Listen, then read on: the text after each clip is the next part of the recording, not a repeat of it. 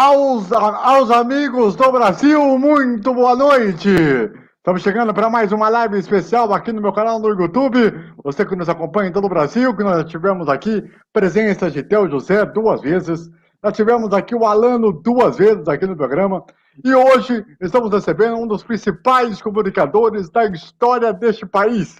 Ele que colocou o automobilismo nacional a outro patamar, a outro nível completamente diferente. Para que vocês tenham uma ideia, ele nasceu na cidade do interior do Paraná, em Engenheiro Beltrão, em 24 de setembro de 1962. Desde criança, sempre gostou de esportes e principalmente de futebol. Cresceu, mudou para a capital Curitiba, lá no Paraná, e estudou no Colégio Militar. Fez faculdade de arquitetura e em 83 ganhou uma chance de entrar para o rádio. Daí, o menino pulou. Foi para outro patamar. Ele começou como repórter, plantão e apresentador. Transformou-se rapidamente em narrador, que era a intenção dele. Evoluiu, passou por várias emissoras de rádio, televisão, teve experiências de jornal. Foi assessor de imprensa em 1989 de nada mais, nada menos que Maurício Gugelmin, na época da Leitão House, na Fórmula 1. Depois, acabou aí chegando na Bandeirantes, onde na rua Ômega Stock Car, que nós vamos mostrar uma imagem simplesmente épica. Vocês não estão ligados. E também, onde esteve no primeiro de 2007 do Premier, e depois de 2008, ao Grupo Globo, Sport TV e Globo, também esteve na afiliada da TV Globo no Paraná, a RPC. E até mês e meio atrás, aí, quando saiu da emissora. É uma honra muito grande poder recebê-lo ele aqui. Eu que já entrevistei ele pela primeira vez no meu blog, está aqui na descrição, quando ainda nem tinha entrado no Borussia Dortmund Brasil. Eu já estava no Web Rádio e ainda assim pude ter a primeira oportunidade de poder entrevistar essa fera aqui, o único do Grupo Globo até hoje em que eu tive a honra de entrevistá-lo, e é muito bacana poder trazer ele de volta aqui, dessa vez, nessa reta final de ano, para fechar com estilo para vocês ligados em todo o Brasil. Lembrando que essa entrevista também vai estar mais para frente no canal do Bandeira Quadriculada, também aqui no YouTube, onde eu apresento todas as quintas às 7 horas da noite, no horário de Brasília. Linhares Júnior, nosso convidado de hoje. Tudo bem, Linhares? Muito boa noite para você, seja bem-vindo. Oi, André, boa noite para você, para todo mundo que está ligado aqui na gente, né? Pô, um privilégio muito grande, um grande prazer participar aí do seu canal, dar essa entrevista, a gente conversar mais uma vez. Sou um grande fã aí do seu canal, acompanho suas postagens no Twitter, né? Sou um seguidor fiel seu aí também. A gente interage muito por lá, né? E hoje é um prazer estar aqui conversando com você, com os amigos ligados aí no seu canal, André. Muito bem, muito bem, muito bem. Bom, o negócio é o seguinte. Primeiro vamos começar falando sobre o seu começo no rádio. Porque assim, você ia fazer talvez uma faculdade completamente diferente, ligado ao jornalismo, que não tinha nada a ver com o jornalismo, e aí você começou no rádio.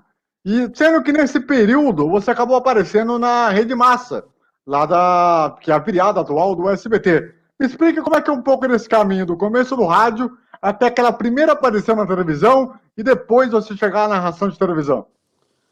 Bom, eu sempre tive um sonho assim de ser narrador esportivo, né? Desde de molequinho, quando eu jogava botão, eu narrava os meus jogos, né? De botão. E assim, eu construía estádio, né? Para jogar botão, eu fazia arquibancada, botava torcida. E eu curtia muito ouvir rádio, né? Futebol no rádio e tal. E quando eu ia jogar botão, eu não fazia só a narração do jogo, né? Eu fazia praticamente todas as vozes de uma transmissão de rádio. Então, eu fazia a voz do narrador, fazia a voz do comentarista, fazia a voz do repórter, fazia a voz do jogador dando entrevista, fazia o barulho da torcida.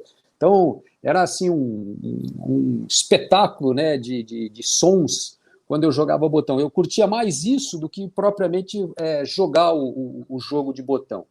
E dali acho que nasceu a minha vocação, o meu dom para trabalhar em comunicação, em rádio, né, que foi o meu sonho inicial de entrar nesse meio. Eu fiz o colégio militar, como se falou aí no começo, o científico, né, fiz o ginásio e o científico, né, na minha época era assim que chamava. Aí eu terminei o curso, eu tinha nota e fiz teste físico e tal, e estava aprovado para ir lá para a AMAN, para a Academia Militar das Agulhas Negras, lá, né, em Resende, né, mas acabei desistindo, não me interessei assim, em seguir a carreira militar, aí passei no vestibular de arquitetura na Universidade Federal aqui de Curitiba, e aí comecei a cursar arquitetura também, que era uma coisa que eu gostava muito, eu já trabalhava até bem antes de entrar na faculdade, num escritório de um tio meu que é arquiteto, né? Aprendi ali a gostar também da profissão, era desenhista, e fazia cálculos de cotas e tal, ajudava ele na confecção dos projetos, ele fazia projetos de edifícios, né?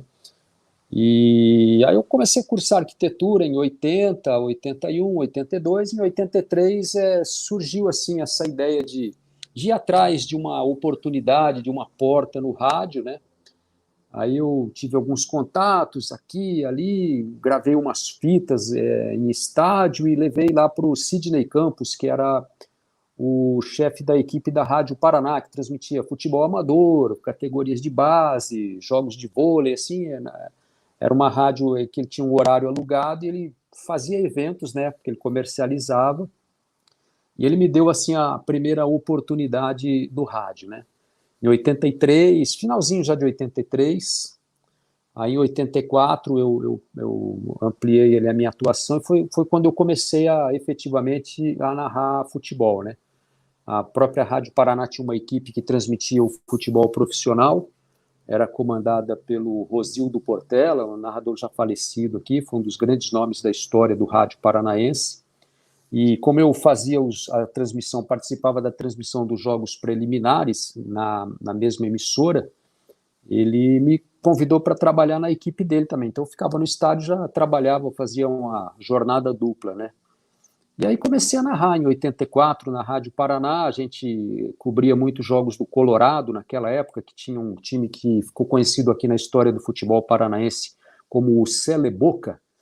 Foi um time que foi montado a peso de ouro, assim, um investimento alto para o Colorado tentar conquistar o primeiro título inédito. Assim, o Colorado tinha sido campeão em 80, mas dividido com o Cascavel. E nessas transmissões, né, o Portela fazia os jogos na capital, eu fazia a reportagem, e quando tinha viagem para o interior, o Portela falava, vai você, e você narra o jogo lá, e eu comecei a ter oportunidades, né, e a narrar jogos na Rádio Paraná, e daí começou a minha carreira. Em 85 eu fui convidado pela Rádio Clube, que era comandada pelo Lombardi Júnior e pelo Capitão Hidalgo, e comecei essas intervenções também na televisão, participando de um programa que era na antiga TV Iguaçu, hoje é a emissora do Ratinho, da Rede Massa, né, do SBT, mas naquela época era uma emissora do ex-governador Paulo Pimentel, né, chamava-se TV Iguaçu, retransmitia a programação do SBT, foi acho que TVS, né, no começo lá do Silvio Santos e tal.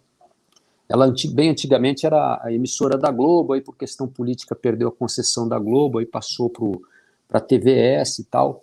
E eu participava desse programa, que era assim, uma mesa redonda, né, dessas que existem hoje aí, e foi a minha primeira incursão em televisão, assim, né, mas o meu projeto inicial era ser narrador de rádio mesmo, né, a televisão foi um negócio que eu descobri um pouco depois e entrei também muito bom e consegui desenvolver minha carreira mais agora nos últimos anos na televisão. Você teve a oportunidade de narrar a Fórmula 1 no rádio, ao contrário de muitos narradores que acabam pegando as principais categorias na televisão, você pegou logo no rádio, e no rádio, teoricamente, desconhecida para muita gente, no final dos anos 80, no auge de Senna, de Prost, de Mansell, ou seja, a melhor, talvez, geração da história, né, de Piquet, enfim. Como que surgiu essa oportunidade?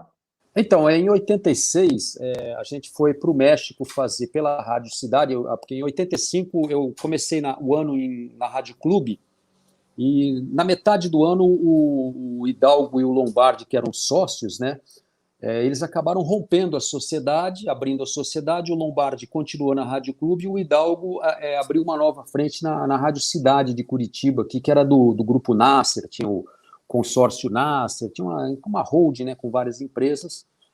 E o Hidalgo me convidou, ele sabia que e na Rádio Clube eu era repórter de campo, né? Eu não estava narrando, eu tinha voltado a trabalhar no gramado. O Lombardi começou a me dar algumas poucas oportunidades assim, mas ele tinha um quadro maior de narradores e eu não tinha muito espaço para narrar. E estava ali trabalhando como repórter e tal. Quando o Hidalgo foi para a Rádio Cidade, ele me convidou para, vem para cá que você vai ser narrador da minha equipe. Aí eu fui com ele para a Rádio Cidade. Em 86 a gente fez a Copa do Mundo no México, né, viajamos para lá, fizemos uma grande cobertura. Foi a primeira emissora paranaense a fazer sozinha, né, sem parceria com emissoras de outros estados. A Rádio Clube fazia antes, mas sempre em parceria com a Rádio Gazeta de São Paulo, a Rádio Clube, acho que de Pernambuco, lá do Barbosa Filho. E a Rádio Cidade fez uma cobertura que a gente até criou o slogan, e foi até uma ideia minha, né, do slogan do sotaque paranaense na Copa do Mundo. A gente tinha a rádio em Curitiba, a rádio em Cascavel, a Rádio Paiquerê de Londrina também entrou na parceria conosco.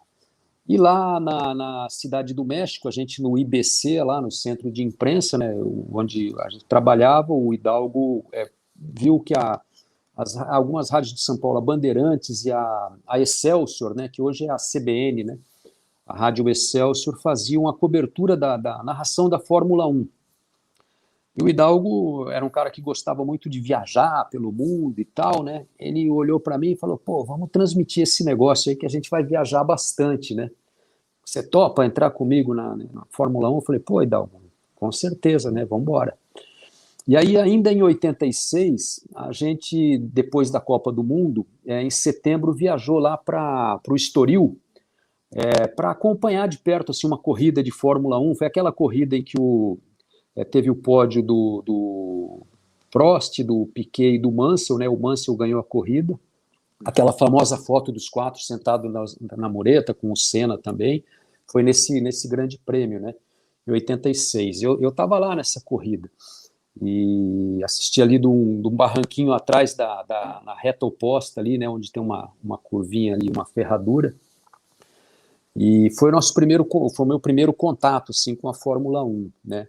E em 87 a gente começou a narrar a Fórmula 1 pela Rádio Cidade, a cobrir algumas corridas, a gente viajou para transmitir no local, outras pelos custos, né, a gente fazia off-tube aqui de Curitiba. E eu estava lá, por exemplo, naquela corrida em Imola que o Piquet bateu na curva Tamburello, né, que foi nesse ano de 87. A gente estava chegando no autódromo, foi no treino livre de sexta-feira de manhã, né?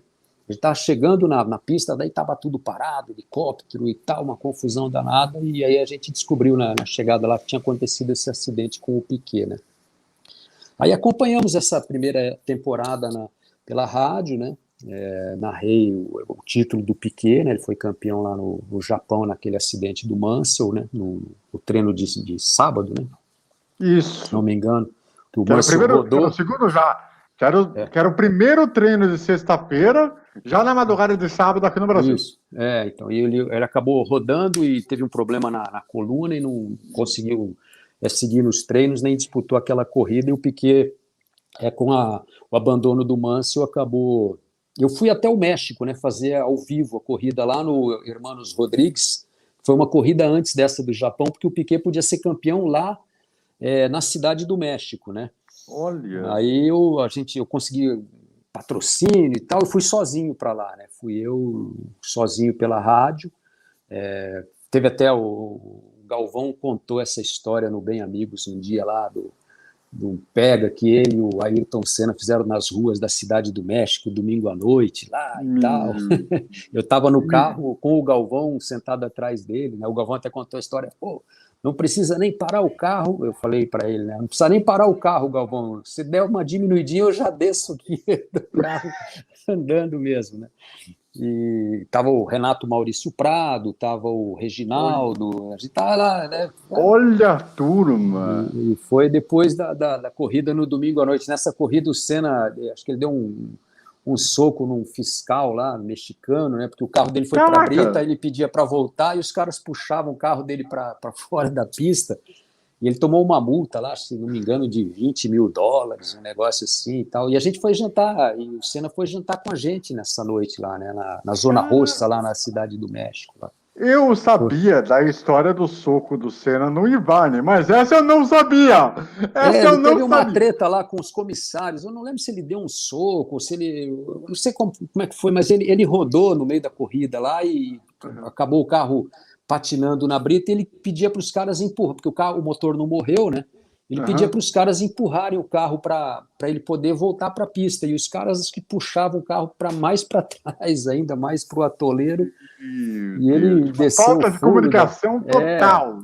e ele, Tipo, e aí ele partiu para cima lá, ele tomou a multa da FIA, hum, né, na época, lá não sei como é que foi o negócio, mas ele tomou a multa de US$ 20 mil. E a gente até, pouca coisa. a gente Quase até foi nada. jantar falando assim, não, vamos pagar o jantar para você aí, que você já tomou prejuízo e tal, né? Pô, depois eu tenho que ver essa imagem dessa prova para eu ver essa cena. É, Naquela época. teve uma treta lá. Eu não lembro de assim, mas eu acho que ele foi para cima dos comissários lá, os mexicanos, e ele pedia Gente. para os caras empurrar ele para a pista e os caras puxavam ele mais para fora. Curiosamente, em 89, quando teve o acidente do Prost com o Senna, ele também fez o mesmo sinal de É, pedir para empurrar o carro, só que aí é, os comissários entenderam, só que assim, em vez de puxar o carro para trás e dar a volta para passar pelo outro lado, não, eles pegaram a área é, interna. Né? E aí deu no exato. que deu. E aí a gente saiu para jantar à noite lá na Cidade do México, né? O Galvão me convidou, o Reginaldo, a gente estava tudo no mesmo hotel ali perto do aeroporto, né? E aí a gente jantou lá num restaurante na Zona Roça, tal, terminou o jantar, a gente estava saindo, eu estava de carona no carro com o Galvão, o Senna estava com outro carro dele alugado, né? Uhum. Aí o Galvão engatou uma ré assim, pá, deu uma pancada no para-choque do carro do Senna, né? E a gente saiu e foi embora, né? Aí tem aquela catedral mexicana lá no centro, tem os mariachi que ficam tocando ali na praça, na frente, né? O sinal fechou, a gente parou o carro ali, esperando o sinal Ah, abrir, né? Aí escutamos uma freada, assim, pá, pancadona. Era o Senna que vinha atrás, ele deu o troco na gente ali, né? E aí, meu. cara, aconteceu um negócio insano, assim, o Senna e o Galvão na rua, né? O Galvão até ficou assim, pô, essa história é meio. Aí eles Ó, ficaram lá disputando e tal, né? Até a gente chegar no hotel lá. Mas foi bem pensa engraçado num, aquela. pensa num rolê aleatório. Você tá num restaurante para você jantar, de boa, tranquilamente. De repente você ouve um barulho na rua, você acha que é um acidente normal, tipo comum.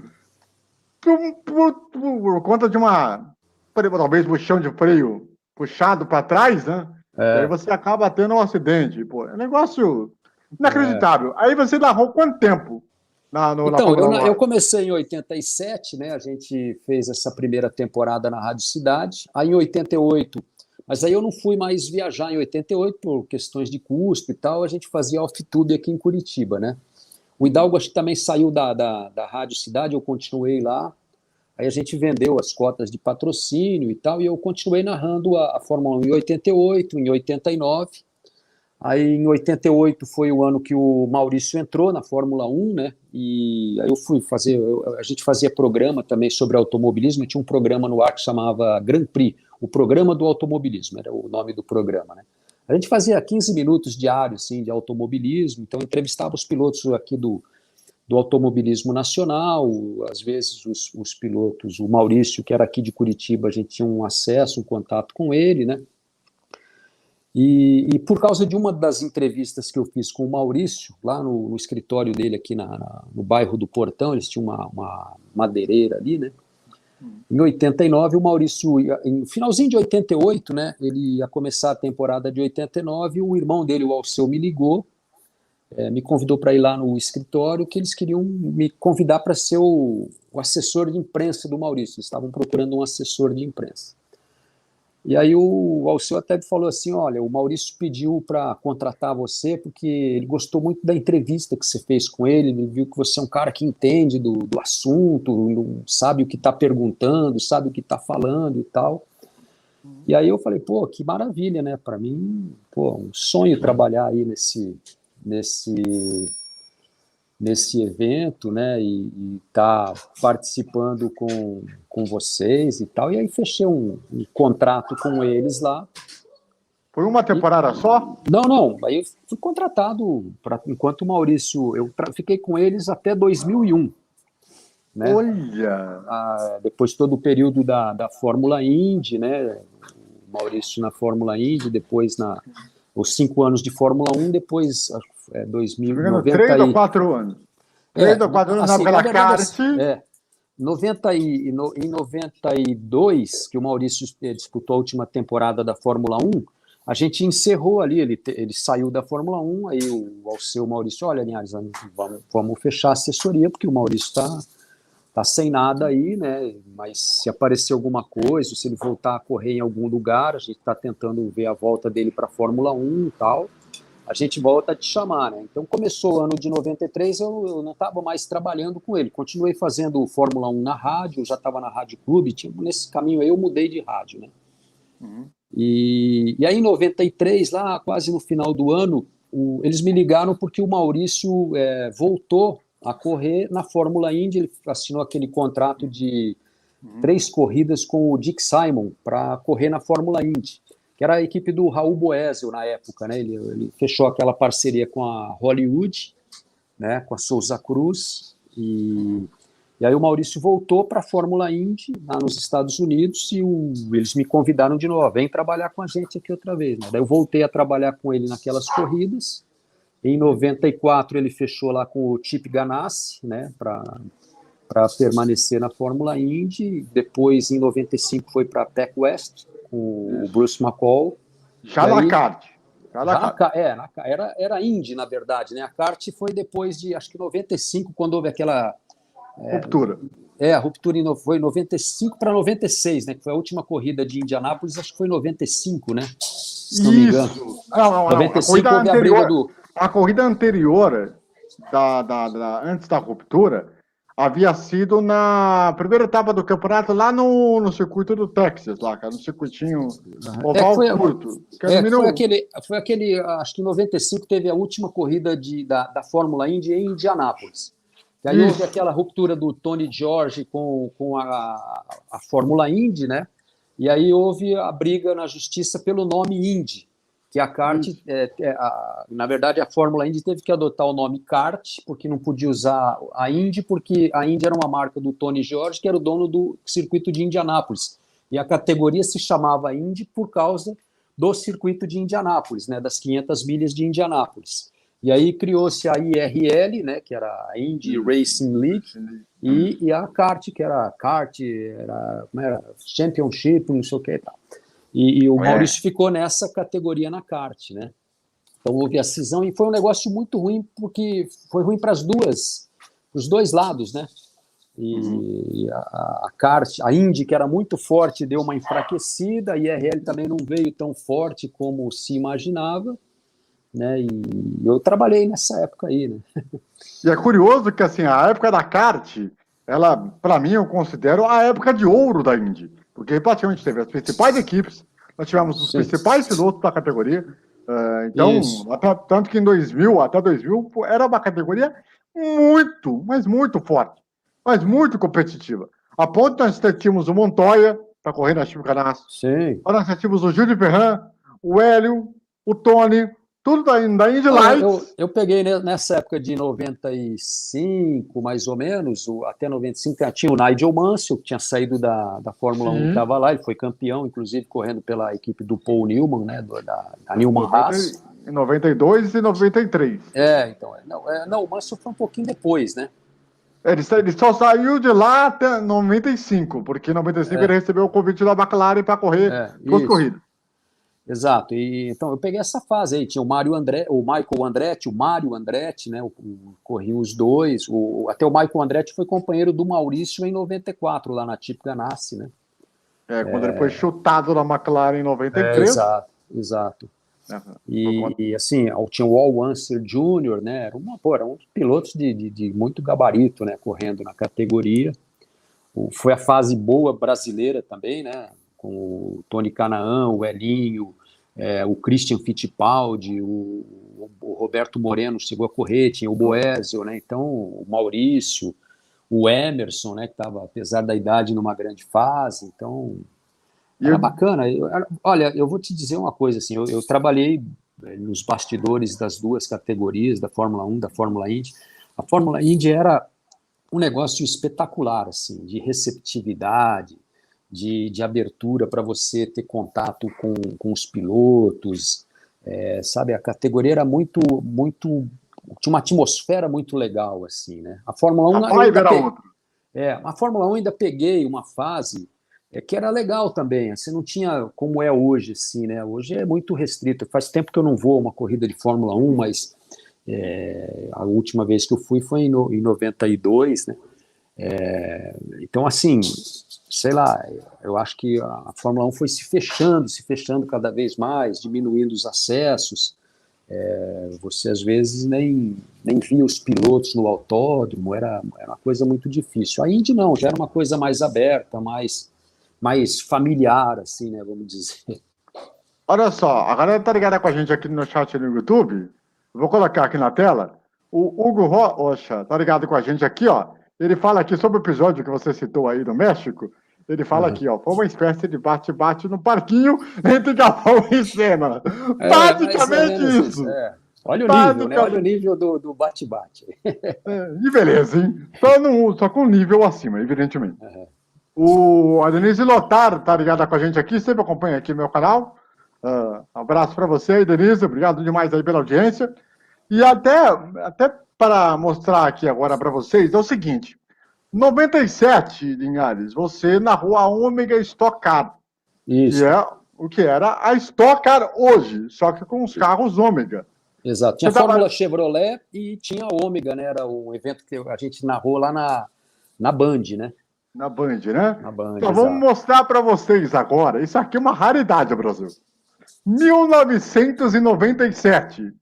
Tem umas imagens, se eu não me engano, de Londrina e, se eu não me engano, de outra pista que não dá para eu reconhecer. Eu vou mostrar para vocês aqui agora. Eu vou até deixar aqui a tela cheia para vocês verem, que é inacreditável. Pense vocês, ó. Vou até colocar aqui na tela grande. Se liga só, dá uma olhada. Para as emoções do Chevrolet Challenge 97, com a terceira etapa do Campeonato Brasileiro de Ômega Stock Car. Prova que será disputada aqui no Autódromo Internacional de Londrina, uma pista com 3.145 metros de extensão, um dos traçados mais seletivos do automobilismo brasileiro, atraindo mais uma vez a presença de um grande público para prestigiar este evento. A Ômega Stock Car que atrai não só um grande público, mas também o envolvimento de grandes empresas que encontram nas pistas um verdadeiro campo de provas para o desenvolvimento de seus produtos. Este é o caso da Shell Brasil, como ressalta seu gerente regional de promoções, Gilberto Tabor. Bem, para nós da Shell é uma importância muito grande estar acompanhando todo esse circo do automobilismo, né, a nível nacional. Estar junto com a Chevrolet, com a Pirelli, marcas fortes como essa, nada mais, nada menos, né, fazem mostrar que toda essa estrutura, de todo esse envolvimento com pilotos profissionais que existem, né, só elevam a nossa marca e elevam nossos produtos. Na verdade... Ó, vou falar uma coisa para vocês aqui. E essas imagens aí, Linhares? Pô, de arrepiar, né, André? Eu fico emocionado até de lembrar.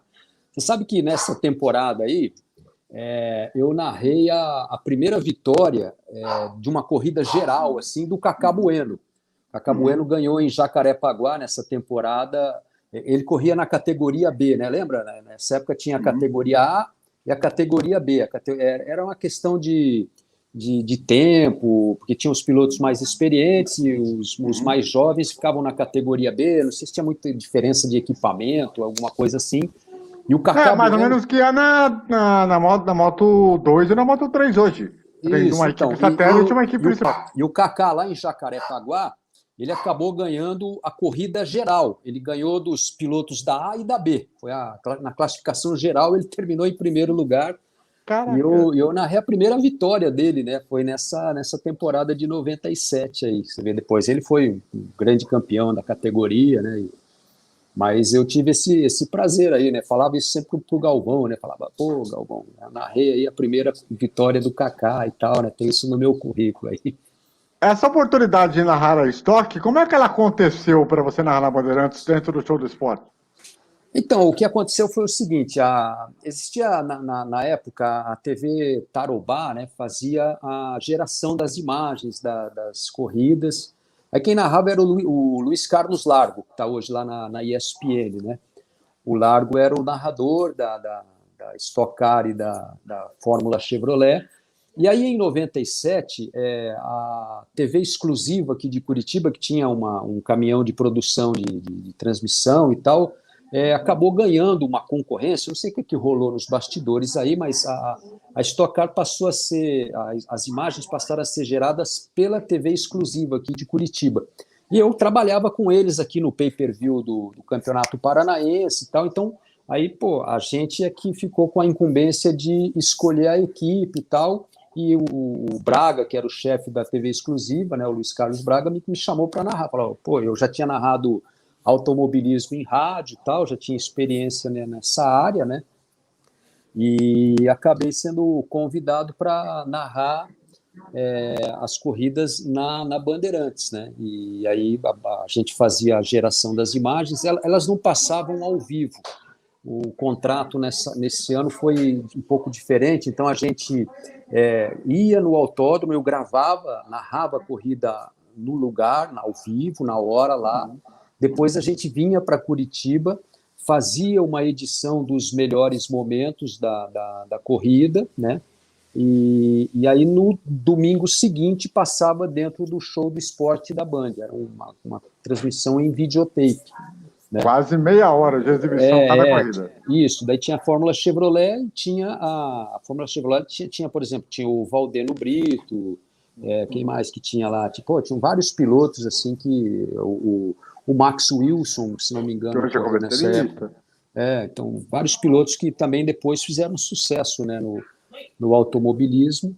E aí eu peguei essa fase aí. Foi um ano só de contrato, depois a TV Tarobá voltou a gerar as imagens, e aí no ano seguinte já voltou a equipe lá da TV Tarobá. Aí o J. Júnior assumiu em 98, narrando as corridas da Ômega Stock Car. Depois que ele foi para a Globo em 2000, depois que ele fez 2 temporadas só, aí as corridas elas passaram a ser geradas pelo Grupo Globo, né? Depois mais para frente. Depois de um tempo na TV aberta. Eu cheguei a narrar no Sport TV, né? Narrei muito a Stock Car. Eu era o titular era o Sérgio Maurício, e o Sérgio Maurício, ele quando às vezes ia fazer as coisas, porque a Globo também passava algumas corridas, como a corrida do milhão, a corrida de abertura, a corrida de encerramento. Então nessas corridas eu fazia no Sport TV e o Sérgio Maurício fazia na Globo. E às vezes também o Sérgio Maurício estava em outros eventos, né? Ele narrava muita coisa de luta ou de vôlei, e às vezes tinha um evento final, alguma coisa assim, e eu acabava substituindo ele, e fiz isso também em algumas corridas da Fórmula 1 lá no Sport TV, que a gente fazia. Antes era o Sport TV transmitia todos os treinos, a gente não fazia o Grande Prêmio ao vivo, mas a gente gravava o videotape do Grande Prêmio, que passava em horário alternativo, com uma narração própria do Sport TV. Não era como foi no último ano aí da Fórmula 1, que o Sport TV reprisava a narração da Globo. Né? Foi assim até 2018, quando passou a ter narração da Globo. Isso, que a Globo fazia a corrida, o Sport TV fazia os treinos. Aí o Serginho parou de narrar as corridas, né? Ele às vezes narrava na Globo a corrida, mas a corrida parou de ser transmitida pelo Sport TV, o videotape, né? Aliás, eu tenho uma coisa para contar, que é o seguinte: primeiro, o Hugo Rocha ele colocou aqui que a TV exclusiva era afiliada da TV Manchete, que depois virou a TV Transamérica. Olha, ele manja, hein? Eu trabalhei na Manchete, né? Quanto tempo você trabalhou lá? Então, era a TV exclusiva, e a gente tinha um programa esportivo lá. Eu, na verdade, eu não trabalhava na Manchete, eu trabalhava na TV exclusiva, que repetia, transmitia a programação da Manchete, né? Foi Puxa, foi anos 90, assim, a gente tinha um programa chamado Exclusivo Esporte, que era na hora do almoço, né? Foi na época do Rexona, o time de vôlei aqui de Curitiba. A gente tinha, assim, o programa tinha a notícia do Curitiba, do Paraná, do Atlético e do Rexona. A gente cobria o Rexona igual a gente cobria os times de futebol, mesmo espaço, assim, né? Você na narração de futebol, você começou a aparecer quando, mais provavelmente, assim?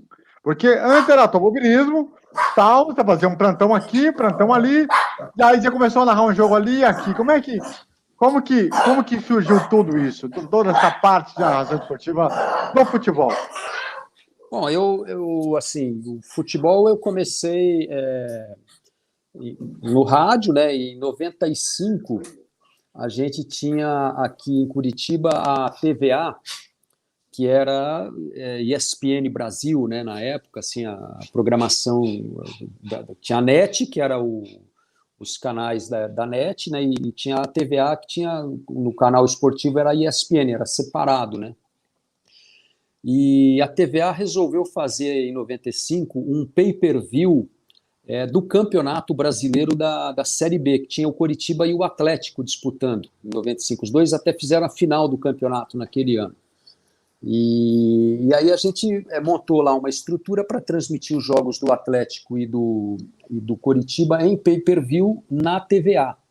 E eu fui convidado para ser o narrador dos jogos lá, então a gente fazia a transmissão dos jogos do Coritiba. Foi a minha primeira participação, assim, como narrador de futebol na TV, né? Eu tinha feito também uma época, na própria TV Iguaçu, também fiz vôlei de praia, teve um circuito brasileiro aqui, ali onde é o Jardim Botânico, né? Eles montaram uma quadra ali, eu fui lá, narrei também para o SBT, se não me engano era até em rede nacional esse evento aí. Narrei os jogos do vôlei de praia. E fiz também daí esses jogos no pay-per-view. Cheguei a fazer alguns jogos na ESPN Brasil do Campeonato Paranaense nesse período aí. Já em rede nacional. Na ESPN Brasil. Fazia para a ESPN Brasil. Teve um período que fazia alguns jogos do campeonato estadual, dos campeonatos estaduais, e fez o Paranaense por causa dessa parceria com a TVA, né?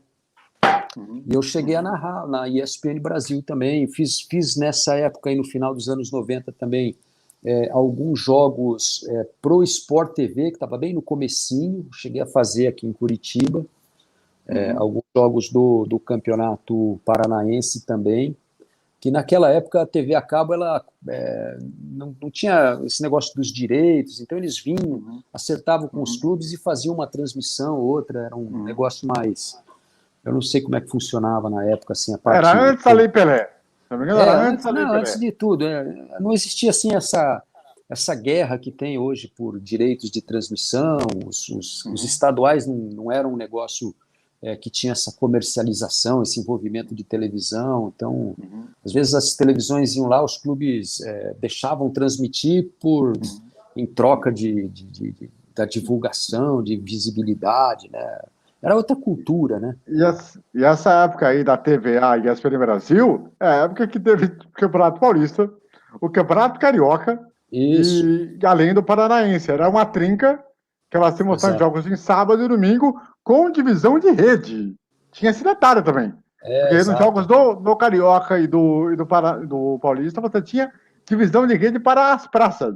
Para o Rio era o Campeonato Carioca, para São Paulo era o Paulista. Era algo curioso. Exato. E eu cheguei a fazer alguns jogos do Paranaense na ESPN Brasil, né? Na época acho que era só ESPN, ainda não era ESPN Brasil. Não, já era ESPN Brasil, porque a partir de 95, porque a partir de 95 virou ESPN Brasil. Antes era TVA, até 94, aí 95 virou ESPN Brasil. Exato, já com a equipe do Palomino. Já era uma equipe, me lembro até que uma vez eu viajei até São Paulo, fui na sede ali da ESPN Brasil, conversar com o José Trajano, ali na frente da Padaria Real, ali, né?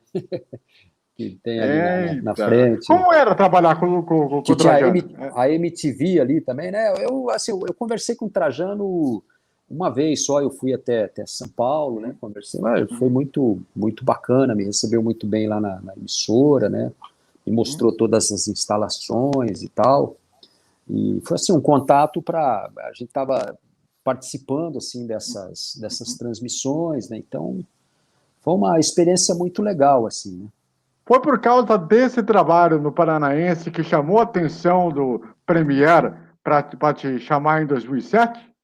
Não, eu assim, e, na verdade, nesse período aí, a gente aqui em Curitiba, a NET, tinha um esquema fez um acerto com os clubes e criou um pay-per-view antes de existir o Premier, né? Criou um sistema de pay-per-view para vender os jogos dos times aqui de Curitiba, que passavam só na NET de Curitiba, acho que de Londrina e Maringá, tinha retransmissão lá, então a gente fazia um pay-per-view do Campeonato Paranaense dentro da NET. Não era Premier, era um esquema aqui do Paraná só, né? E vendia para os assinantes da NET Curitiba, da NET Londrina e da NET Maringá. E aí eu fui convidado porque foi a TV exclusiva que fez a produção de todas as transmissões, né? Então eu já tinha essa relação com eles, eu já trabalhava lá. Eu fiquei encarregado de montar as equipes de transmissão, de narração. Às vezes a gente precisava de um outro narrador também a mais, comentarista, reportagem, né? E nesse período eu trabalhei também nessa coordenação das equipes de transmissão na NET aqui em Curitiba. Então aí eu aumentei a minha participação como narrador de televisão, né? Passei mais até a ser um narrador de televisão do que propriamente de rádio. Eu mantinha paralelamente o meu trabalho em rádio, mas um foco muito grande também na transmissão da televisão, né? E teve um período que eu fui convidado também para ser colunista, mas isso já foi bem mais para frente, em 2009, da Gazeta do Povo, né? Que é um jornal tradicional. Um pouco antes.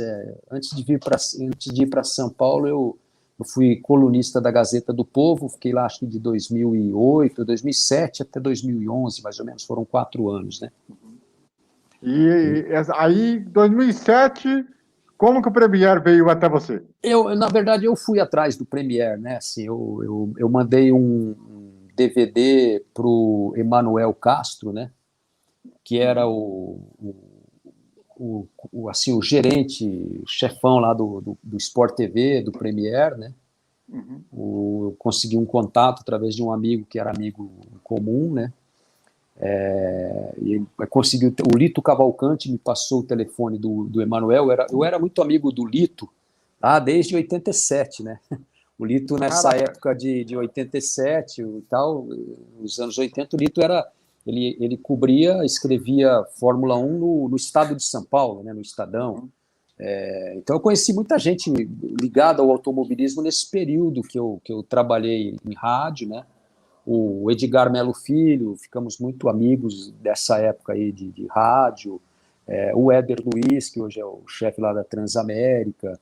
O Odinei Edson. Outro dia postei no Twitter aí uma foto que o Sérgio Sade, que foi fotógrafo da Placar, né, a Placar tinha aquele final de semana de corrida, aquele encarte que eles faziam na segunda-feira, né? O Sérgio Sade, ele era o fotógrafo ele, o Lemir Martins, né? Eles faziam esse encarte da Placar nos finais de semana de corrida. E aí eu conheci todos eles lá, o Lito e tal. Então o Lito trabalhava no Sport TV, né? E aí o Lito me passou o telefone do Emanuel, eu liguei para o Emanuel, pedi uma oportunidade, aí o Emanuel falou, então me manda aí ele chamava todo mundo de maluco, né? Aí, maluco, me manda um DVD aí com uma narração sua e tal. Aí eu mandei um DVD, mandei outro e tal, e daí um dia eu liguei, você viu meu DVD? Ele falou, você não me mandou nada, né? Daí eu falei, mandei aí pro seu endereço aí no Rio e tal, né? Aí eu tinha mandado acho que uns 4 DVDs para ele, tava tudo na portaria, porque ele entrava de carro na garagem, ia direto e não ia na portaria, o porteiro também não avisava para ele, né? Daí ele pegou meu DVD, daí ele assistiu, daí ele gostou do meu trabalho, né? E um dia o Luiz Duarte, né, o Luizinho Duarte, que trabalhava lá no Sport TV, me ligou, aí me chamou para ir para o Rio de Janeiro, eles me mandaram uma passagem no fim de semana, eu fui para o Rio, fui fazer um jogo num domingo à tarde lá em Volta Redonda, no Raulino de Oliveira, era Botafogo e Volta Redonda pelo Premier. Era um jogo da Globo do Rio, né? Fui eu, a equipe era eu e o Raul Quadros comentando, e o Rafael Renzel era o repórter que ele morava lá em Volta Redonda, né? Caraca! O Rafael Renzel, antes de voltar para Chapecó, ele trabalhou muitos anos na TV lá do Arnaldo César Coelho, lá em Volta Redonda, afiliada Caraca, da eu não Globo. sabia dessa. Então, e a equipe era eu, o Raul Quadros comentando e o Rafael Renzel nas reportagens, né? Olha que trio, hein? Então. Raul Quadros, um dos maiores comentaristas, jornalistas da história, que já cobriu Copa do Mundo, que já cobriu jogo de seleção brasileira no Chile, o pessoal tacando um monte de coisa em cima. Negócio. Olha, pensa num cara assim, espirituoso, engraçado, gente boa demais, assim, sabe? E foi a minha primeira transmissão, né? No Premiere, eu fui para o Rio de Janeiro, fiquei lá o fim de semana, eu fui na sexta-feira à tarde, aí sábado eu passei o dia inteiro lá no Sport TV, ali na rua Itapiru, no Rio Comprido, né? Na sede antiga. Aí fiz lá alguns stand-by ali, fiquei em stand-by acompanhando, tendo contato, e aí no domingo de manhã a gente pegou o carro, foi para Volta Redonda, né? Fizemos o jogo lá, daí dormi lá, na segunda-feira de manhã eu voltei para Curitiba. Aí depois eu peguei e comecei a fazer alguns jogos em 2006, isso foi 2006. Aí comecei a fazer alguns jogos do Campeonato Gaúcho, porque nesse ano de 2006, me parece que houve uma ruptura do Premier com a RBS, porque os locutores lá da RBS não estavam aceitando trabalhar para o Premier sem receber. Eu não sei que treta que teve entre eles lá, e aí a RBS se negou, o pessoal da RBS não quis trabalhar para o Premier, e aí fui eu e o Jasson Goulart, que era aqui da RPC, né? Que era o narrador aqui de Curitiba, e aí o Jasson e eu fazíamos a transmissão dos jogos da dupla Grenal, né? O Jasson narrava o Grêmio, eu narrava o Inter, na outra semana eu narrava o Inter e o Jasson narrava o Grêmio, a gente ficava se revezando lá. O Jasson ia com o Nivaldo Carneiro, que era aqui de Curitiba, e com a Janaína Xavier, de repórter. E eu viajava, e eu me encontrava lá com o Ademir Maria, que foi goleiro e tal, ele era o comentarista, e a gente tinha mais uma repórter lá, né? E aí a gente fazia no final de semana, às vezes trabalhava sábado e domingo lá, ficava o fim de semana inteiro, fazia o jogo, depois voltava para Curitiba. Aí, em 2007, o Emanuel me chamou para fazer os Jogos Pan-Americanos lá no Rio.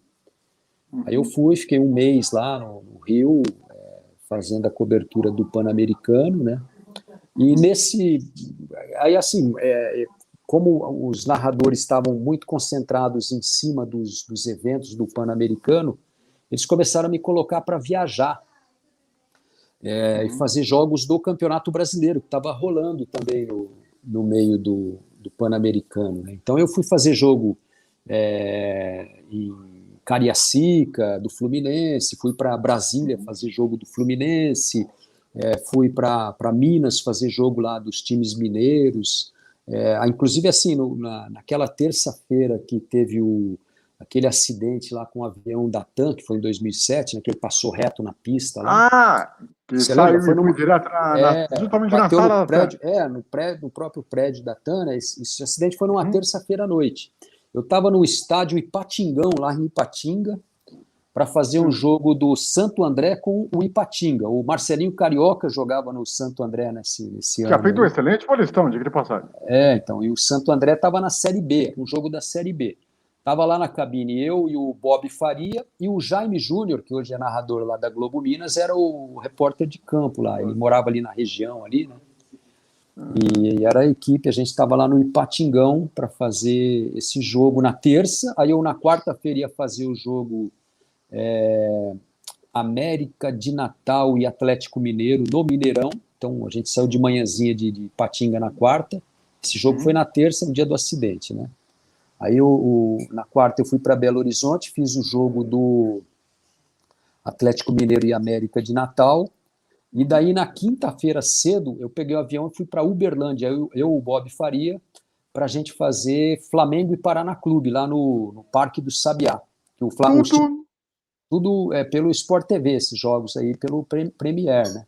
E tudo num espaço de tempo curto, praticamente. Não, 3 dias seguidos. Foi um na terça, um na quarta, outro na quinta. Daí Cê viajando louco. assim, de um lado para o outro ali, né? Aí a gente Imagina foi para o tempo. Uberlândia.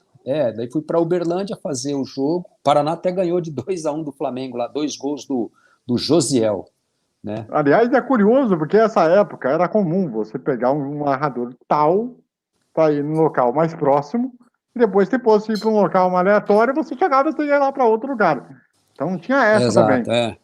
Então eu E me lembro, eu fiz jogo em Cariacica, eu fiz um jogo Fluminense e Goiás, na verdade o jogo foi no campo da Desportiva, no Engenheiro Araripe, não foi no estádio, no Kleber Andrade, né? Tem o estádio da Desportiva lá em Vitória, né? Que fica em Cariacica também, né? Bons tempos, hein? Fiz jogo lá no Mané Garrincha, mas não nesse da Copa do Mundo, aquele Mané Garrincha anterior. Eu fiz um Figueirense Fluminense lá, se não me engano. Então, assim, fiquei viajando para fazer futebol. Eu fiz jogo em São Januário. Eu me lembro que eu fiz um jogo Vasco e Atlético Mineiro lá em São Januário também. Eu e o André Lofredo, acho que a Karen Duarte era a repórter. Né, a gente fez lá em São Januário. Então, tudo dentro do Pan-Americano. Aí, quando terminou o Pan-Americano, né, eu estava lá, tinha terminado o evento. Aí eu me lembro eu tive uma conversa com o Guto Nejaim, né? O Guto, ele era coordenador. O Guto era coordenador de transmissão, né? Ele fazia o switcher, né? E aí o Guto falou assim, pô, aliás, fala com o Emanuel aí, pô, pede para ele te arrumar um emprego aqui, você muda para cá, pô. Vai lá, fala com ele tá ali, ó, o Emanuel é de boa, vai lá. Daí eu fui lá falar com o Emanuel, né? Aí eu falei, Emanuel, pô, me contrata aí, pô, eu quero trabalhar com vocês aqui, né, me chama para vir aqui pro Rio, não tem problema, eu venho e tal, né? Aí ele pegou e me olhou e falou assim, olha, Linhares, eu não posso te fazer uma proposta decente nesse momento aí para trazer você. Eu falei, Emanuel, faz uma proposta indecente que eu aceito. Né? Qualquer coisa já vale. E aí eu peguei e vim para Curitiba, né? Falei, plantei a semente, né? Talvez algum dia eles me chamem, né? Aí voltei, aí o Emanuel falou com o Gil Rocha aqui, que era da RPC, né? O cabelo desmanchou aqui. Aí o Gil Rocha começou a me chamar para alguns jogos do Premier e do Sport TV aqui em Curitiba, né? O cabelo deu uma... E aí o Gil Rocha me colocou para fazer alguns jogos, né? E em 2008 eu recebi um telefonema, eu tinha acabado de acertar até com a RPC aqui em Curitiba para fazer o Campeonato Paranaense. E aí o Luizinho Duarte me ligou e falou, ó, Linhares, o Emanuel mandou te contratar e tal, para você ter uma vaga para você em São Paulo. 2008, era fevereiro de 2008. Tipo, chance de ouro. Aí eu falei, puta, Luizinho, eu toco e tal, só tem um problema, eu acabei de acertar agora, saí da reunião agora há pouco com o Gil Rocha para eu fazer o Paranaense aqui para a RPC. Aí como é que eu contorno isso aí? Tá? Não, deixa, eu vou falar. Daí o Gil pediu para eu ficar o mês de fevereiro aqui, para ele poder fazer uma transição, né?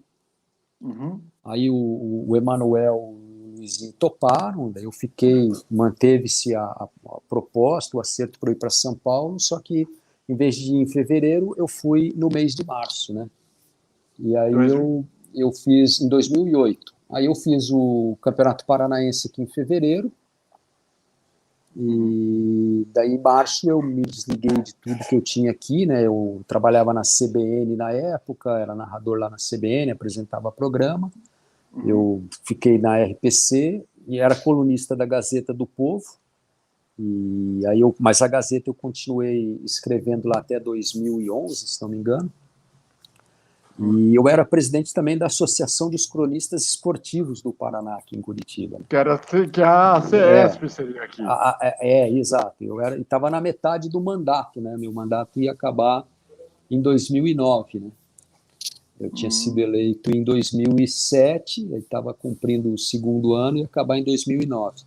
Aí eu me desliguei de tudo isso, né? E fui para São Paulo em março, comecinho de março, e assinei meu contrato lá, tudo no dia 13 de março de 2008.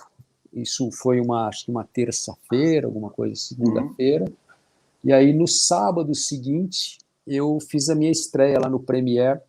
Eu narrei um jogo no Morumbi, Corinthians e Juventus. Era eu, o Maurício Noriega era o comentarista. Eu não tenho certeza, eu tenho na minha cabeça que era o Thiago Leifert, que era o repórter de campo, mas eu depois pesquisei no nosso GES lá e parece que era o Cereto, o Carlos Cereto. Que era o repórter da Globo lá. Que era o repórter do Premier e tal, né? E quem estava apitando o jogo era o Salvio Spínola, né? O Salvio que foi de agora meu amigo aí da central do apito aí, né? Então eu fiz essa transmissão, foi Corinthians e Juventus no Morumbi, né? Aí no dia seguinte, você vê, nessa época eu fiz esse jogo no Morumbi, acho que era 7 da noite o jogo, um negócio assim. E no outro dia cedo eu fui para Guaratinguetá fazer um jogo, também era Campeonato Paulista, né, do Paulistão, Guaratinguetá e Bragantino. E era eu e a Mili Lacombe. A Mili Lacombe era comentarista, estava comigo para fazer esse jogo. E a gente chegou lá em Guaratinguetá, cara, tava um temporal danado lá, campo todo alagado, e os caras do estádio com colchões, assim, tentando secar o campo para poder ter o jogo, né? Nossa, era um espetáculo. Muito assim, Brasil, né? Pô, esse foi meu começo lá no Sport TV, no Premier. Tanto que o Hugo Rocha está lembrando aqui que você narrou a boa parte da campanha do Corinthians da Série B de 2008 pelo Premier, na campanha do acesso. Exato. Do Corinthians. E ele lembra aqui sobre o Rafael Renzo, né? Queria falar aqui sobre Chapecó. Queria perguntar como foi ele ter transmitido o jogo da volta entre Chape e São Lourenço pela semifinal da Sul-Americana 2016, aquele jogo emblemático, que naquela época a Fox Sports, ESPN e Sport TV dividiram as transmissões dos jogos, que era como se fosse uma forma de concórdia com a Libertadores. Então, esse jogo foi lá na Arena Condá, e assim, a gente ia lá para o estádio transmitir essa partida, né? Mas aí o que aconteceu? Como o Fox Sports tinha a preferência, porque era, né, a dona principal dos direitos, e a RBS, acho que não sei se era a RBS ainda ou já era a NSC, a rede lá de Santa Catarina da Globo, também tinha os direitos de transmissão. Então ela transmitiu para Santa Catarina. Aí o que acontece? Para a TV aberta. Para a TV aberta. Aí não sobrou cabine no estádio pro Sport TV. Aí eu e o Vilaron fomos para o Rio fazer um off-tube desse jogo aí. Então eu fiz lá nos estúdios no Rio, né? E assim, eu tinha grandes amigos lá na Chapecoense, né? O Caio Júnior foi meu companheiro de rádio aqui, foi comentarista em Curitiba antes de virar treinador, né? Eu tinha o Almir Domingues, que era o treinador de goleiros e fazia parte da comissão técnica, todos eles que trabalhavam lá na comissão do Caio, né? Muitos eram aqui de Curitiba, eu era amigo de muitos deles. Eu fiz um jogo, até que foi o jogo que mudou o destino, né, da Chapecoense nesse ano de 2016, lá em Chapecó. Eu fiz os 2 jogos da Chapecoense com o Atlético Paranaense na Copa do Brasil. Foi 0-0 aqui em Curitiba, e o jogo da volta foi lá em Chapecó. A Chapecoense estava ganhando o jogo por 1-0, né, e estava se classificando para a sequência da Copa do Brasil, e nessa época, em 2016, não sei se foi o último ano, mas tinha o critério do gol fora, né, para desempate. Isso. Aí o Walter fez o gol do Atlético, o jogo terminou 1-1, e a Chapecoense foi eliminada da Copa do Brasil e foi para a Copa Sul-Americana. Os times da Copa do Brasil naquela fase ali que não se classificassem iam para a Copa Sul-Americana. Porque naquela época as vagas eram muito menores do que hoje. E aí a Chapecoense foi para a Copa Sul-Americana, aí eu fiz o jogo em Cuiabá e Chapecoense. O jogo terminou empatado lá. Foi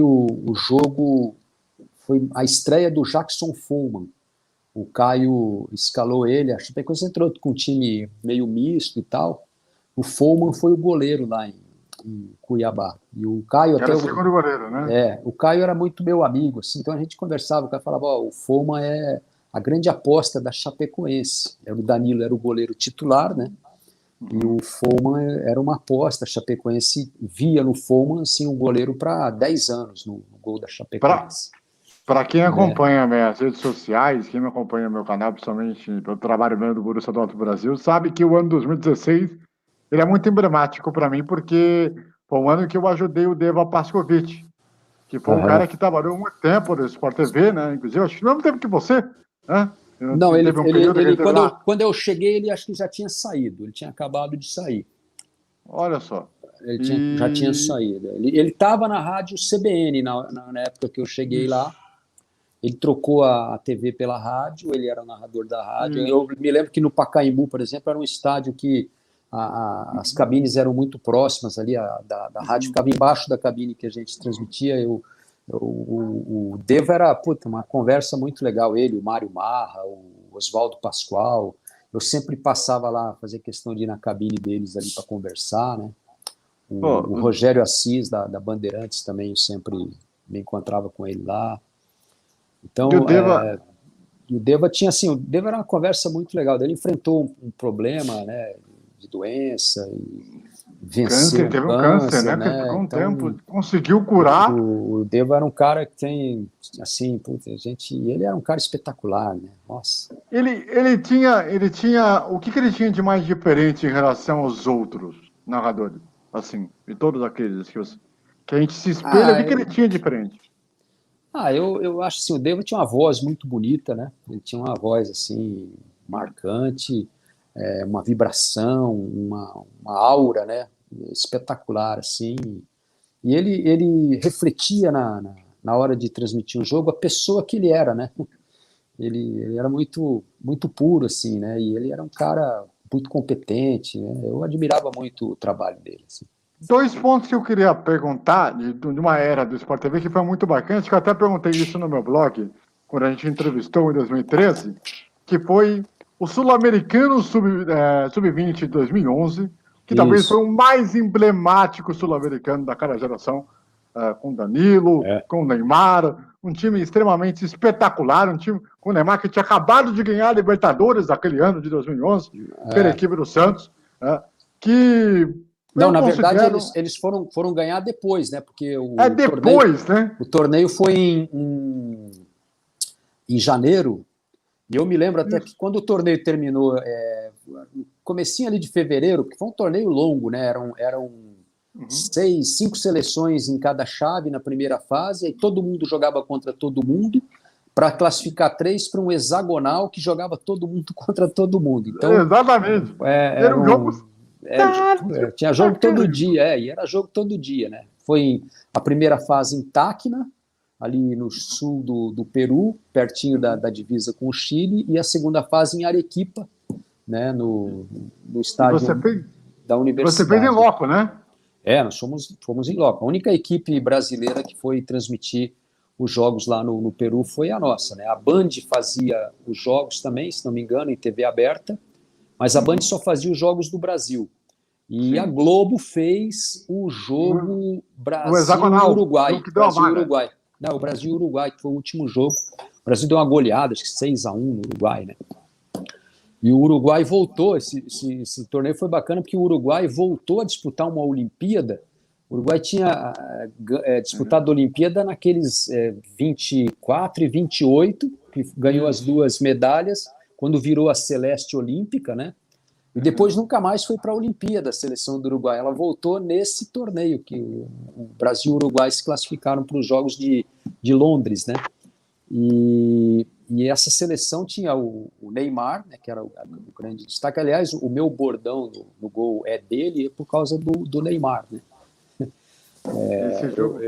O Neymar era assim a grande estrela da seleção nesse torneio, e eu falei assim, pô, quando o Neymar fizer um gol, tem que falar alguma coisa diferente aqui, né?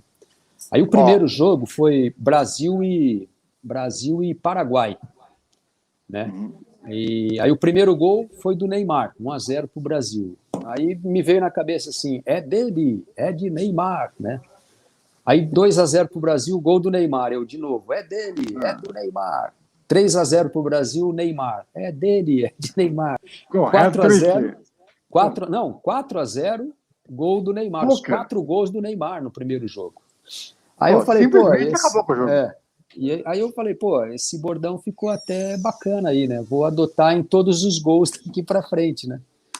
E aí, independente é curioso de ser... que assim, aquele sul-americano, ele é muito importante para a gente ressaltar isso, porque é o seguinte, foi o time que o levou à Olimpíada e foi o time que foi medalha de prata dos Jogos Olímpicos de Londres.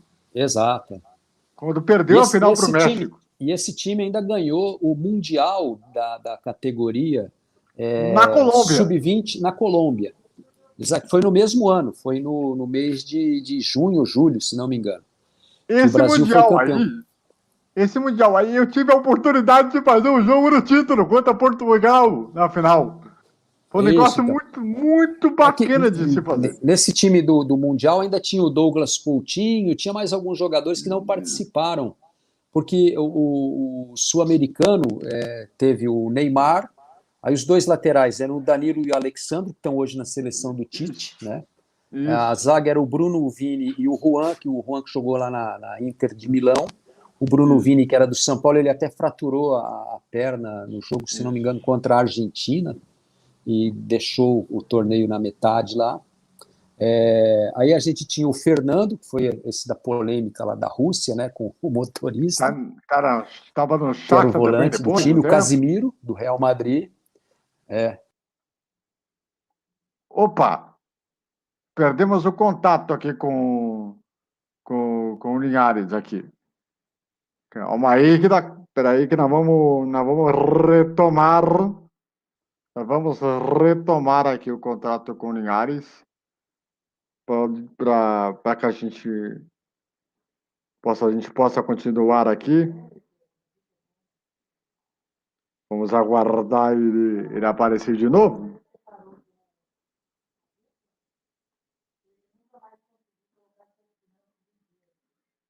Para que a gente possa continuar esse papo aqui. Enquanto ele está estabelecendo aí o contato aí para que caiu aí na hora. Lembrando que ano que vem, né, falta um ano para o Mundial, que vai acontecer lá no Catar, né? Vai ser um Mundial bastante interessante aí que nós vamos ter no ano que vem, né? Aí para a gente falar bastante disso aqui. Aí, ó, já voltou? Deixa eu colocar ele aqui de volta. Caiu aqui a minha conexão aqui. Diga lá, o que você estava falando? Então, eu estava falando da escalação, né, desse time de 2011. Então, tinha o Danilo e o Alexandre, os dois laterais que hoje estão convocados aí frequentemente pelo Tite. O Bruno Vini e o Juan, né, a dupla de zaga. Aí o meio-campo tinha o Fernando, o Casimiro, o Oscar e o Lucas Moura. Né? Olha que timaço que era, né?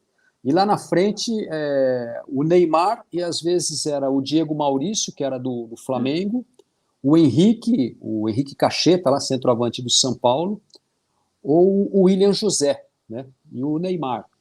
Então, era um time treinado pelo Ney Franco, o Mano Menezes era o técnico da seleção principal, e o Ney Franco comandava essa seleção sub-20 lá no Peru, né? Era um timaço, assim. Desse time aí, só o Oscar foi artilheiro do Mundial da Criança de 2011.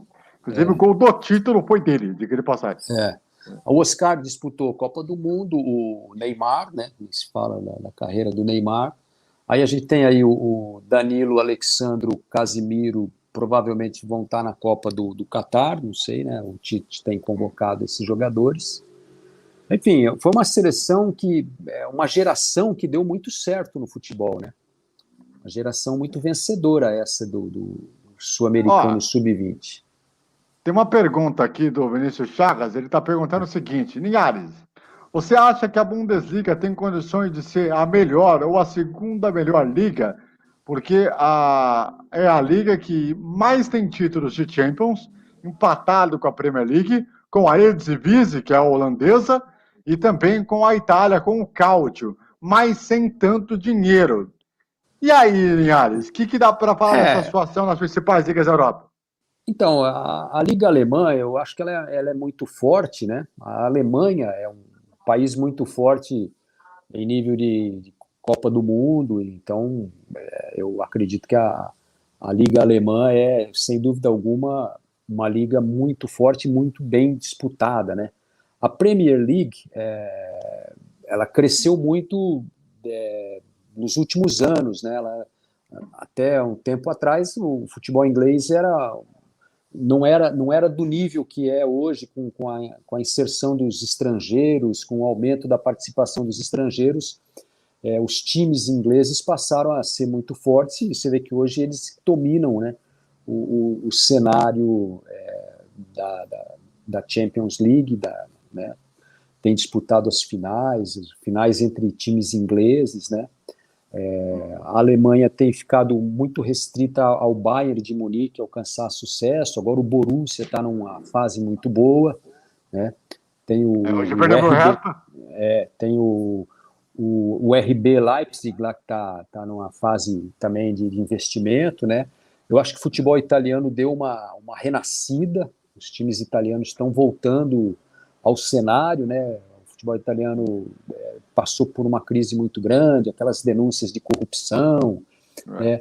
A Liga Espanhola, eu vejo que com a queda do Barcelona também deu uma boa enfraquecida, né? Hoje eu estava assistindo aqui na ESPN Brasil os jogos da Liga Espanhola, né? Então ficou um abismo grande entre o Real Madrid e os demais times do campeonato, né? Antes ainda existia Barcelona e Real Madrid, uma rivalidade, o Atlético conseguia acompanhar um pouco de perto aí esses dois, tanto que ganhou a última edição, mas eu acho que o campeonato espanhol, aí, a Liga Espanhola, vai passar por um período aí de domínio do Real Madrid, e aí não sei como é que os outros times vão reagir nessa relação aí, né?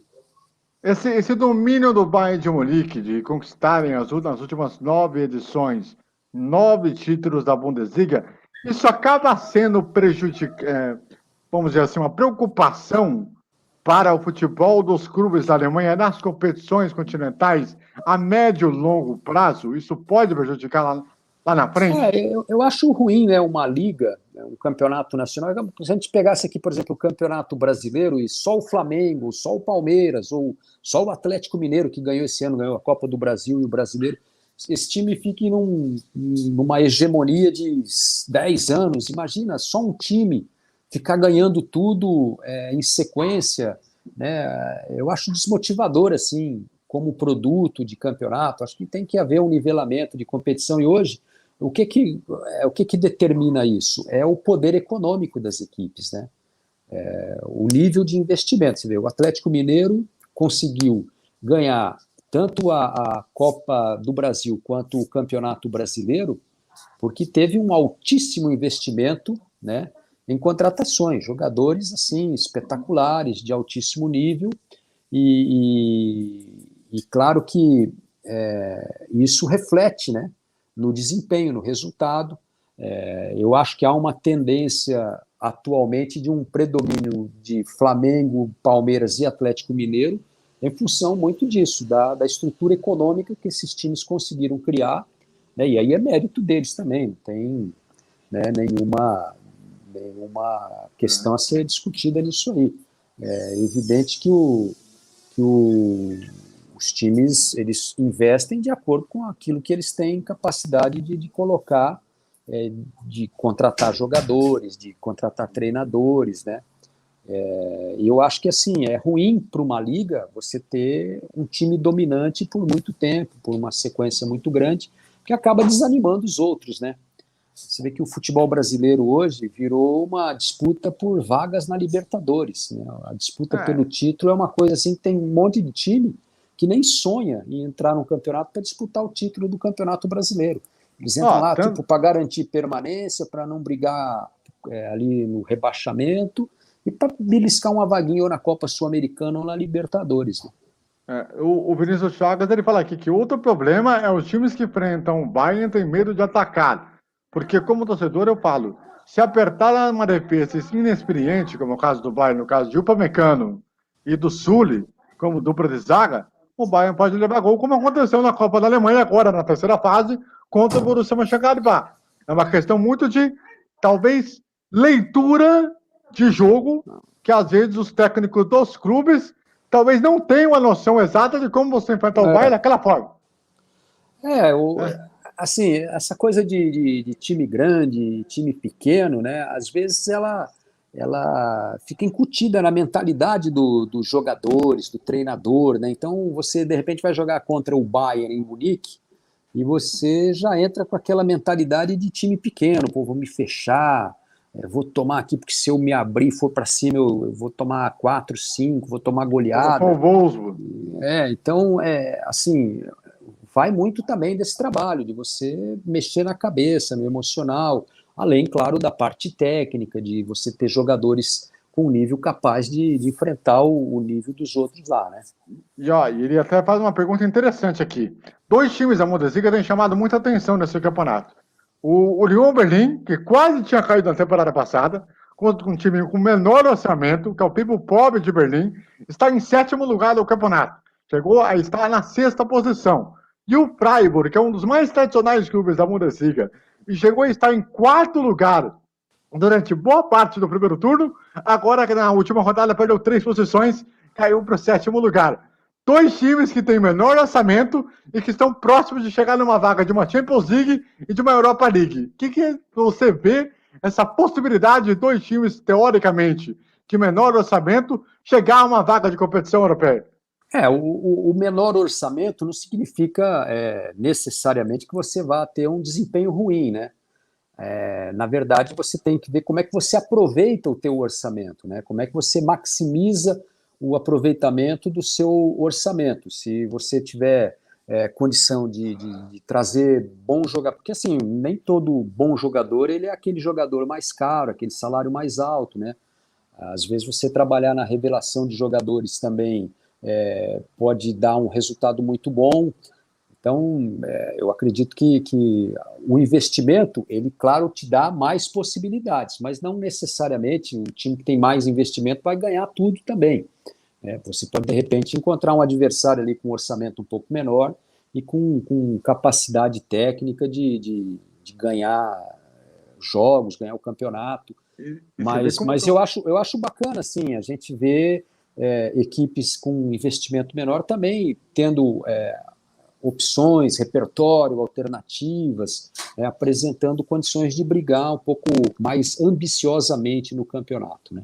E você vê uma coisa interessante, o campeonato é tão louco que hoje o Arminia Bielefeld, que é o vice-lanterno do campeonato, venceu o Leipzig.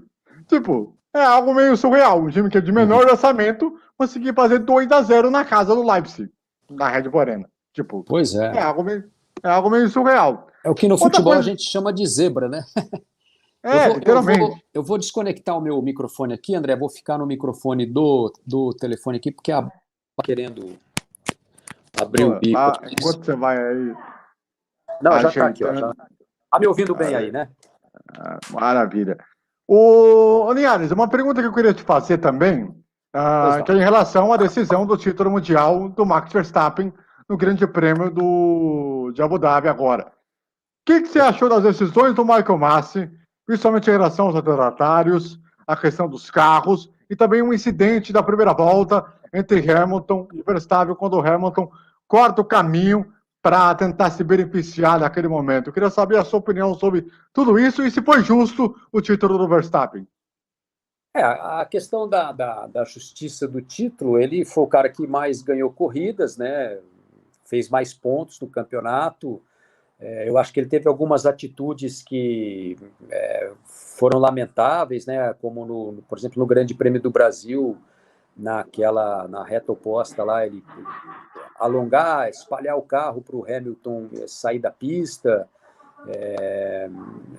Assim, eu acho que eu sou contra uma coisa que existe na Fórmula 1, e eu falo isso nas minhas redes sociais aí constantemente.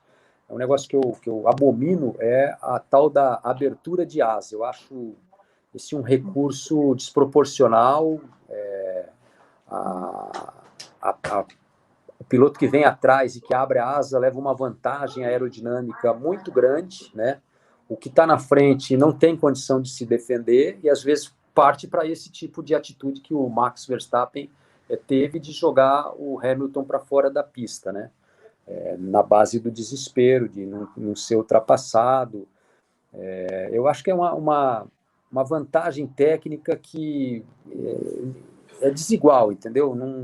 Não deveria existir. Eu acho assim que o cara, para ultrapassar o outro, ele tem que tentar passar no recurso dele, de carro, no recurso de talento, né? Eu não gosto desse negócio da asa. Agora, em relação ao que o Verstappen fez na largada, ele tinha a vantagem do quê? Do empate, né? Se nem ele nem o Hamilton fizesse pontos, ele ganharia o campeonato. Então, E a preferência da curva era dele, era do Verstappen. Então o Hamilton espalhou, saiu lá na frente, aí devolveu uma diferençazinha, o Verstappen reclamou e tal. Eu acho assim, quando você joga o outro cara para fora da pista, você não pode reclamar que ele cortou o caminho e saiu lá na frente, porque o Hamilton também não tinha outra alternativa, não tinha como permanecer naquele espaço sem evitar um acidente. Então ali eu acho que não houve, o Hamilton ele não tirou vantagem propositalmente daquilo, foi uma situação que ele foi obrigado a fazer, né? E lá no final da corrida, assim, o regulamento, ele fala que o safety car deve pedir a passagem dos retardatários, né? E ficar os pilotos na posição um atrás do outro. Isso está no regulamento. Aqui não foi cumprido porque não passou todo mundo, né? E, na verdade, eu acho que a direção de prova estava interessada em ter um final como teve o campeonato, de disputar o título ali na pista, e não terminar um campeonato brilhante como foi esse. Eu acho que seria lamentável o campeonato terminar em bandeira amarela, por exemplo, com o safety car cruzando na frente de todo mundo, né? E a estratégia da Red Bull, você deve concordar comigo, perfeita. Arriscou onde tinha que arriscar.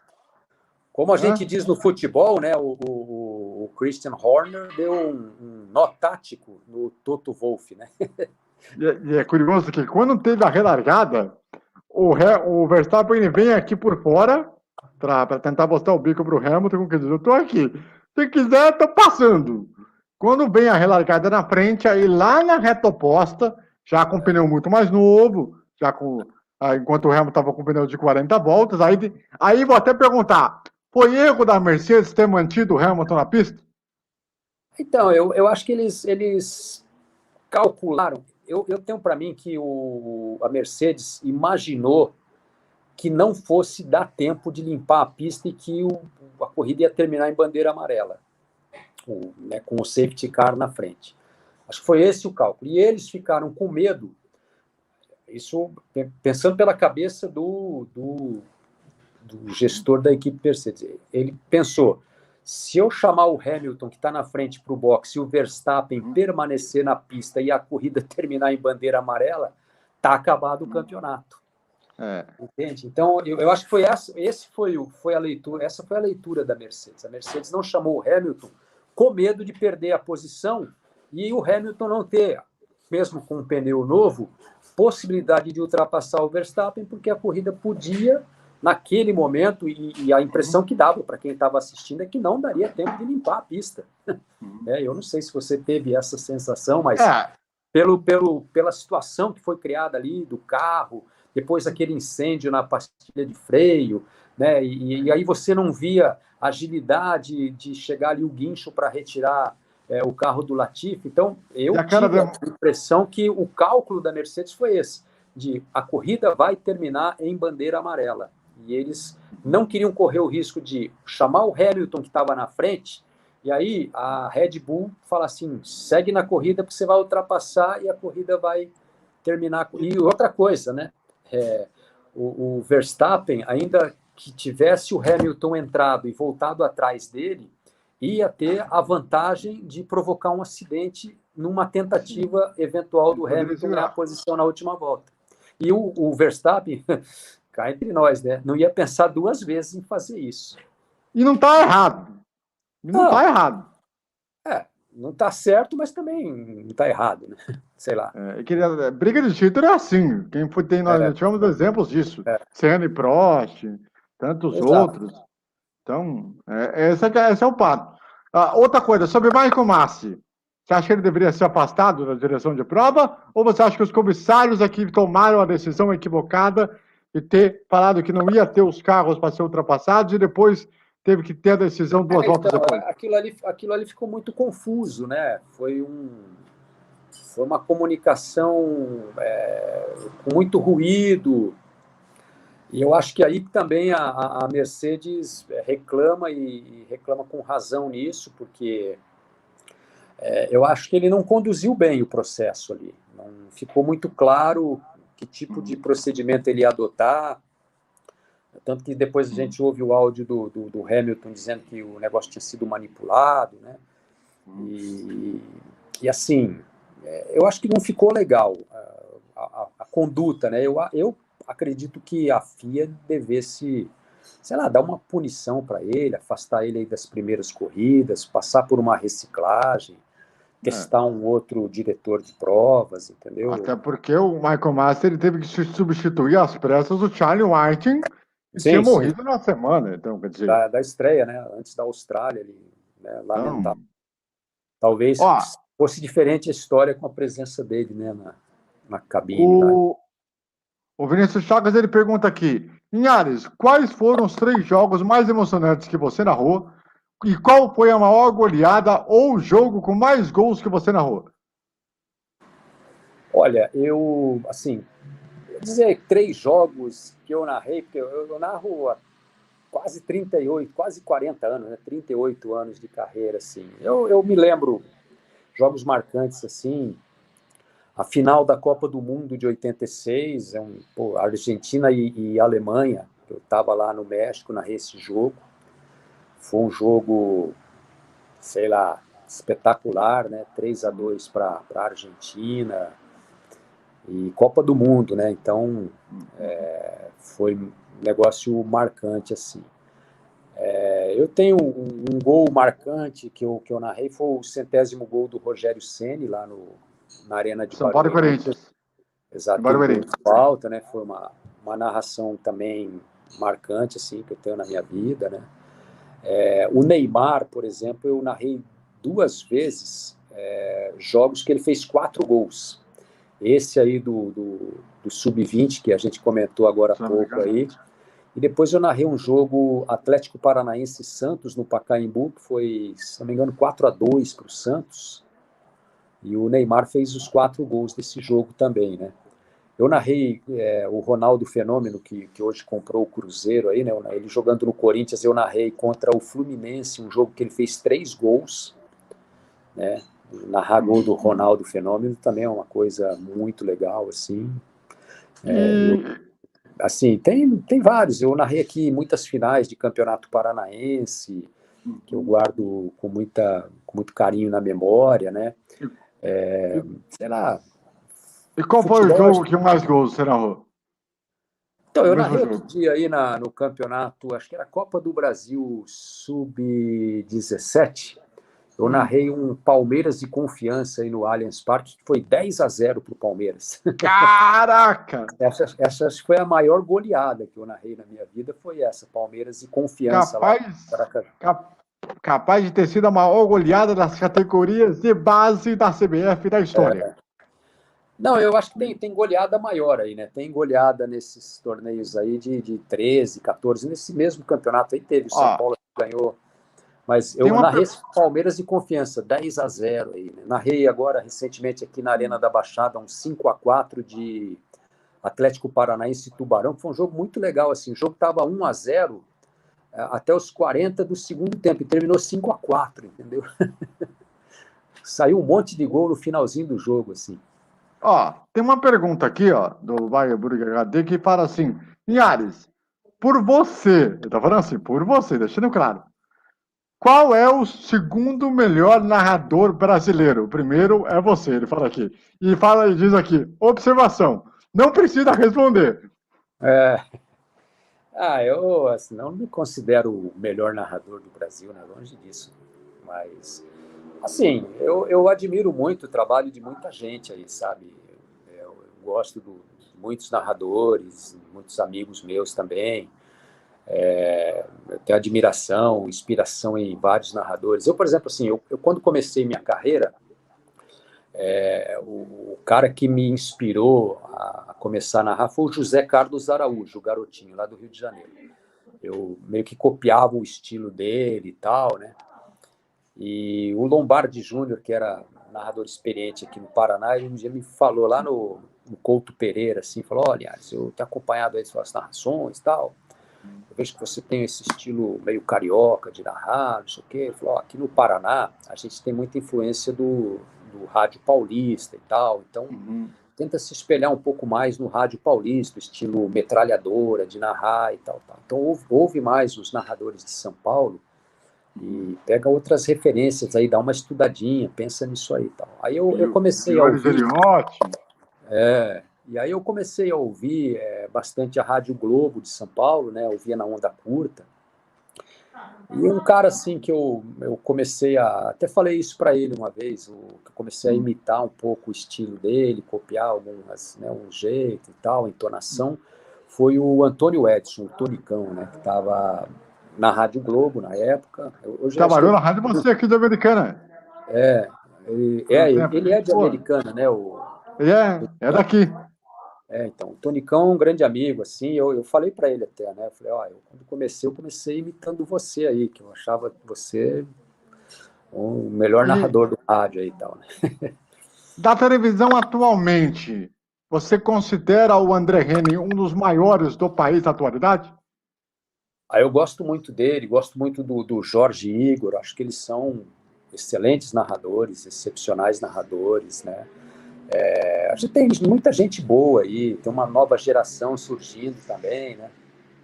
Antes de fazer o jogo rápido, estamos na reta final da entrevista, Linhares, mas eu Pois é. não vou deixar de perguntar a pergunta que eu certamente que muita gente vai me pedir nos comentários, depois que essa live terminar. Aliás, inclusive, depois que essa live terminar, os comentários aqui embaixo vai estar aberto para você responder, viu, Linhares? Caso Opa, alguém tiver mais perguntas que não pôde responder aqui na live, aí certo, você pode responder lá nos comentários, certo? Que é o certo. seguinte, a sua saída da Globo, da forma como aconteceu, como que aconteceu e qual foi o seu impacto, porque você, na minha entrevista que você me deu, você me disse que você queria encerrar a carreira em São Paulo. Como é que você avaliou tudo isso e se você pretende continuar sendo narrador na carreira, na televisão ou no rádio? Não, eu continuo, né, a única coisa que eu sei fazer na vida, né, pretendo também continuar trabalhando em São Paulo, se houver alguma oportunidade, né. É claro que a gente tem aí o mercado hoje tem um crescimento, tem o streaming que está chegando pesado aí, então tem possibilidades, né. Eu tenho conversado com algumas pessoas aí nesses últimos dias, né. E assim, não tenho nada certo, nada. Quase fechei um negócio aí há alguns dias, mas acabou não dando certo em cima da hora, assim.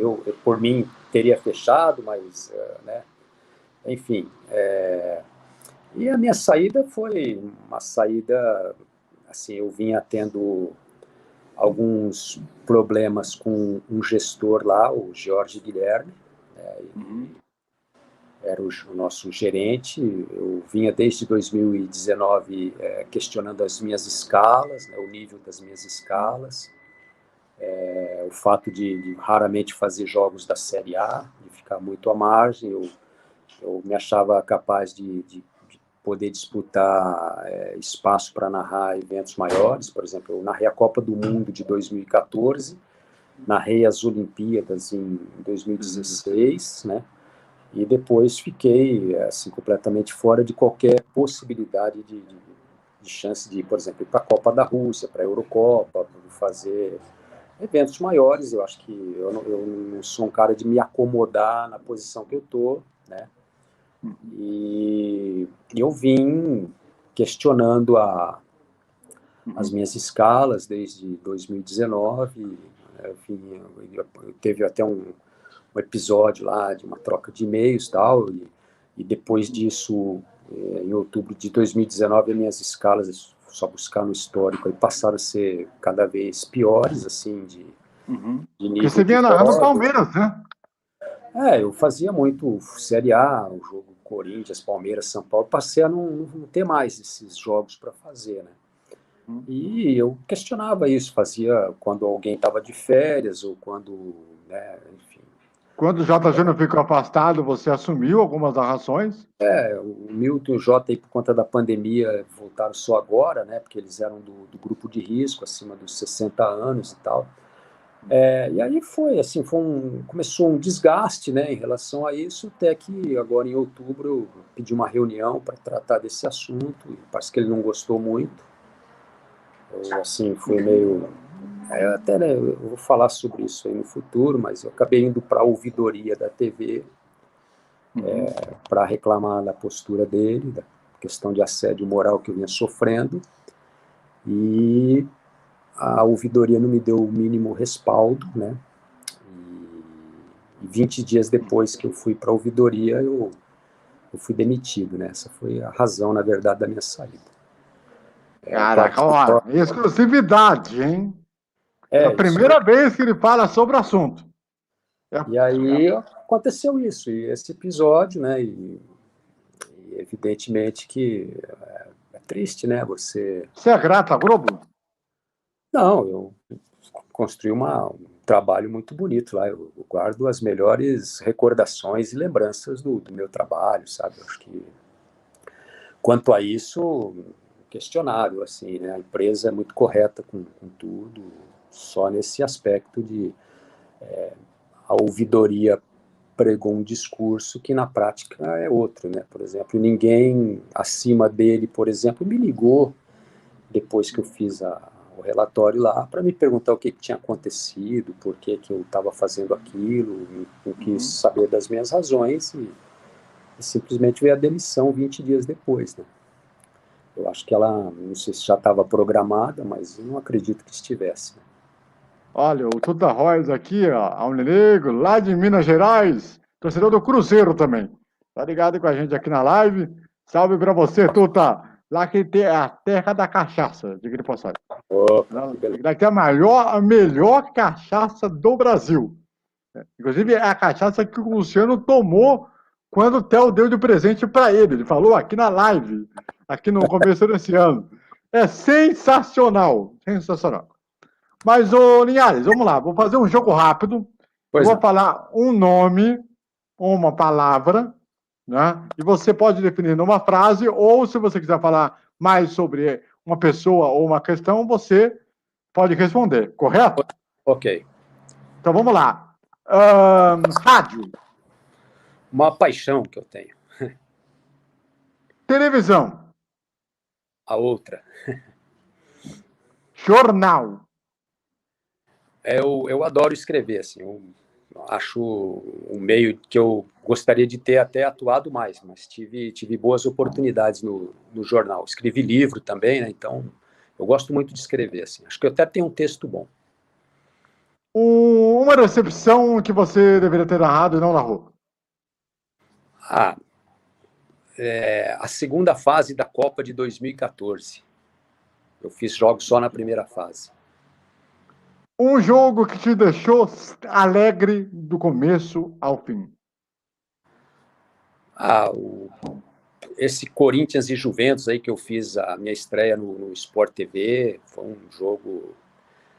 Na verdade, praticamente todas as partidas que eu narrei me deixaram assim, feliz de ter feito o meu trabalho. Galvão Bueno. É o melhor, né? Luciano do Vale.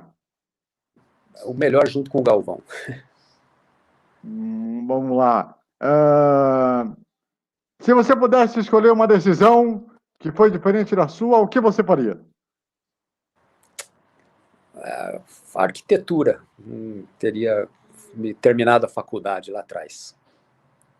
Se você dissesse ao jovem Linhares Júnior, lá atrás, os seus meados de 18 anos, para esse atual Linhares Júnior agora, o que você falaria para ele? Eu talvez desse conselhos para aprender a lidar um pouco melhor com dinheiro. Dinheiro que a gente... A família. A família é tudo, né? Hoje você tem o apoio da sua esposa, que é jornalista também, né? Isso. E trabalhou na TV Record durante muito tempo. Trabalhou na Globo, na Record, na Band aí em São Paulo, né? Sim. Hoje está no no Simone, SBT. né? Isso, está no SBT, começando uma fase nova também. Uma das melhores repórteres do Brasil, que trabalhou mais no jornalismo geral do que para a área que você estava, né? No esporte ela acho que fez algumas participações aqui em Curitiba, assim, mas a área dela é muito competente. Ela que te dá muita força todos os dias? Sim. A família toda, né? Meus 2 filhos aqui também. Tá com quantos filhos? Eu tenho 3, né? Tenho um filho do primeiro casamento e 2 filhos com a Simone. Todos já na fase adulta ou 2 menores? Eu tenho o Guilherme, que é do meu filho mais velho, né? Tá com 31 anos, fez 31. Tenho a Mel, que Nossa, tá você é do mesmo ano que eu. Tenho a Mel, que tem 19, e tenho o Luca com 16 para 17. Para eu encerrar esse jogo rápido, eu vou te perguntar o seguinte: se você fosse trabalhar fora do país, que lugar você trabalharia? Olha, cara, eu até tentei lá no Sport TV de Portugal, lá, sabe? Cheguei a mandar currículo, e Portugal é um país encantador, assim, né? E se pudesse ser narrador lá, o Guto Nejaim, até mandei uma mensagem para ele outro dia, né?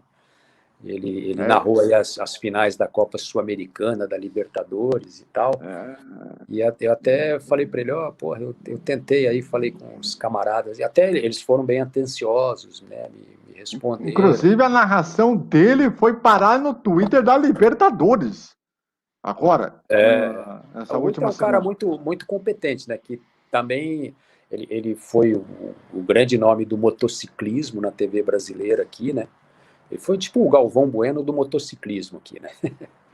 Esse daqui, essa é uma questão que eu queria ter perguntado isso lá no começo da live, mas eu vou perguntar isso agora, já que é um assunto recente. Eu não poderia deixar passar, até porque você conhece uma das melhores pistas do estado do Paraná. Pinhais, a destruição do autódromo. Então, cara, eu até repostei no Instagram do Reginaldo Leme, né? Cara, é uma coisa muito triste, assim, né? Eu participei do processo de construção desse autódromo, acompanhei de perto, né? Porque eu vivi aqui em Curitiba, até falei com o Rubens Burigo aqui, que trabalha na Record aqui de Curitiba, ele lembrou de um episódio que ele estava lá no autódromo no dia de uma entrevista que estava em obra, o autódromo de... Assim, eu fui no autódromo na fase anterior à reforma, né? A gente acompanhava lá corridas bem antes de ser esse espetáculo de autódromo que ele foi aí, né? E até comentei com ele, falei, eu cheguei nessa entrevista aí que você está falando, eu cheguei de helicóptero aí no autódromo, que eu era assessor do Maurício, né? O Maurício Gugelmin foi convidado pelos diretores, a gente foi até a Inepar, que fica aqui na cidade industrial de Curitiba, lá a gente pegou o helicóptero dele, sobrevoou o autódromo, desceu lá na pista, né?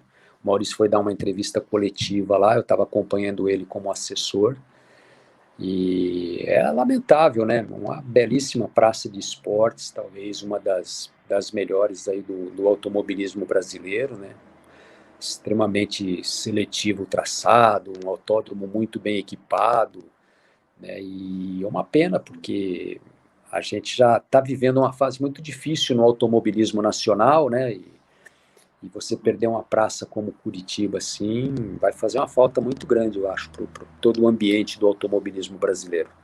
Nesse momento, nós temos uma liminar lá no Paraná que brecou essa obra da demolição temporariamente.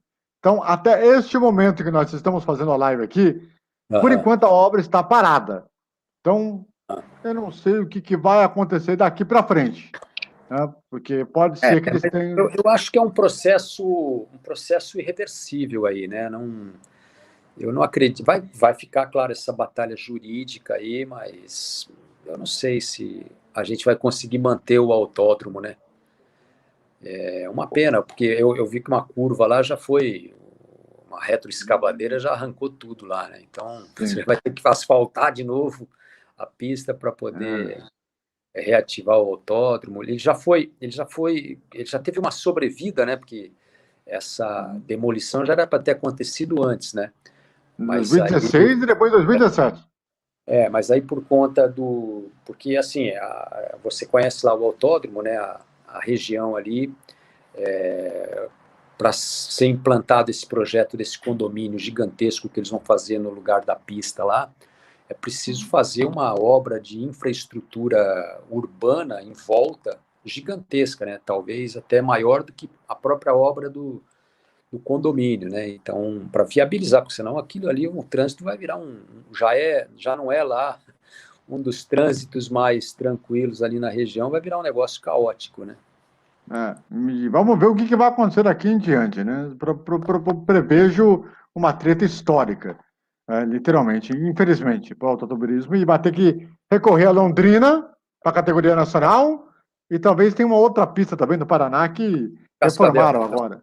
É, Cascavel, que tem um autódromo belíssimo lá, foi todo reformulado, né?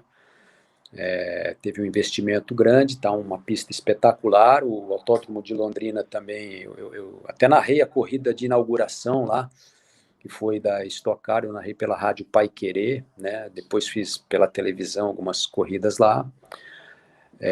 Tem o autódromo de Cascavel, que eu fui no autódromo antigo, né? E depois agora no autódromo novo lá. Na verdade é o mesmo sim. traçado, mas ele foi repaginado, né? A construção dos boxes e tal.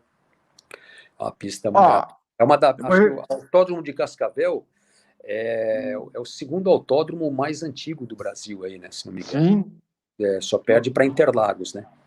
exatamente. E tem um autódromo no interior também do estado que está tentando ter a chancela da FIA para poder receber competições de turismo lá, porque o Autódromo de Pinhais era o que recebia o Mundial de Turismo. Então, vamos ver como é que vai ser essa parada agora. Agora vai ser uma mão de obra da Federação Paranaense. Tem que resolver esse problema. Pois é. Vamos ver como é que vai ser. Ó, registrar algumas mensagens aqui para você, Linhares. O Toda Pois não. Roy diz aqui, ó. Isso mesmo, André. O Theo falou mesmo na live sobre a questão da cidade da cachaça.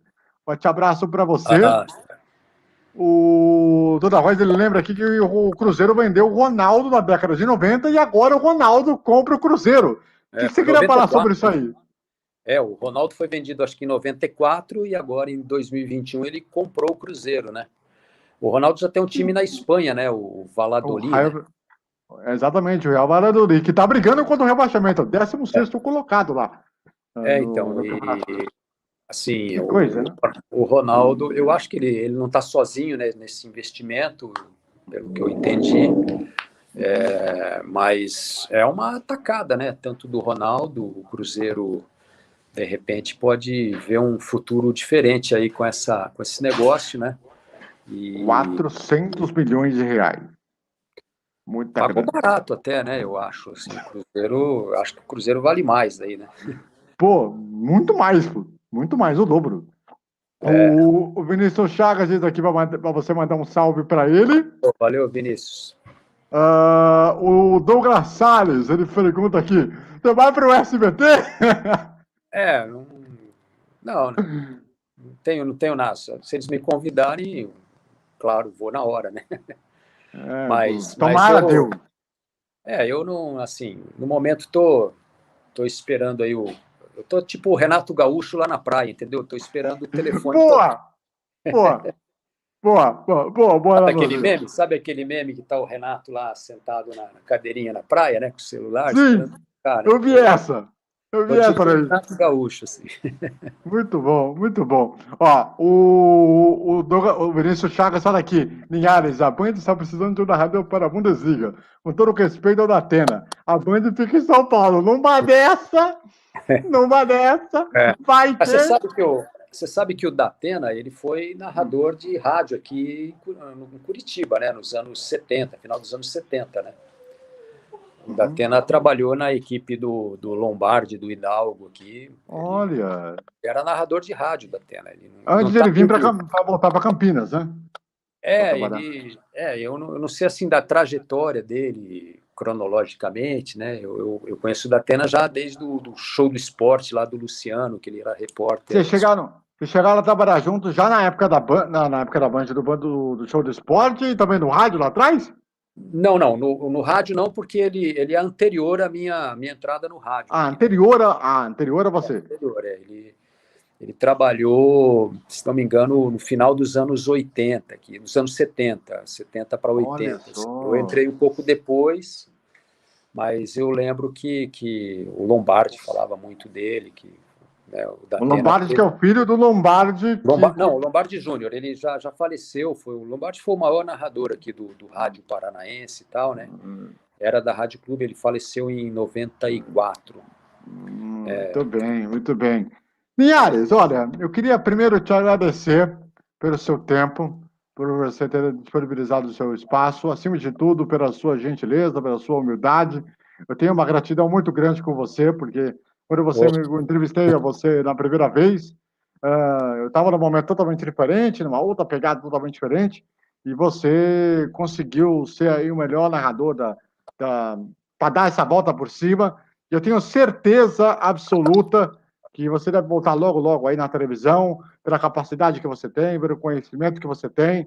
Então, eu espero que seja só umas férias, um tempinho aí para você descansar, ficar com a família agora, essas festas de final de ano. Te desejo um Feliz Natal, um Feliz Ano Novo para você. E quando você quiser, as portas estão abertas, tanto aqui no canal, quanto também lá no Bandeira Quadriculada também.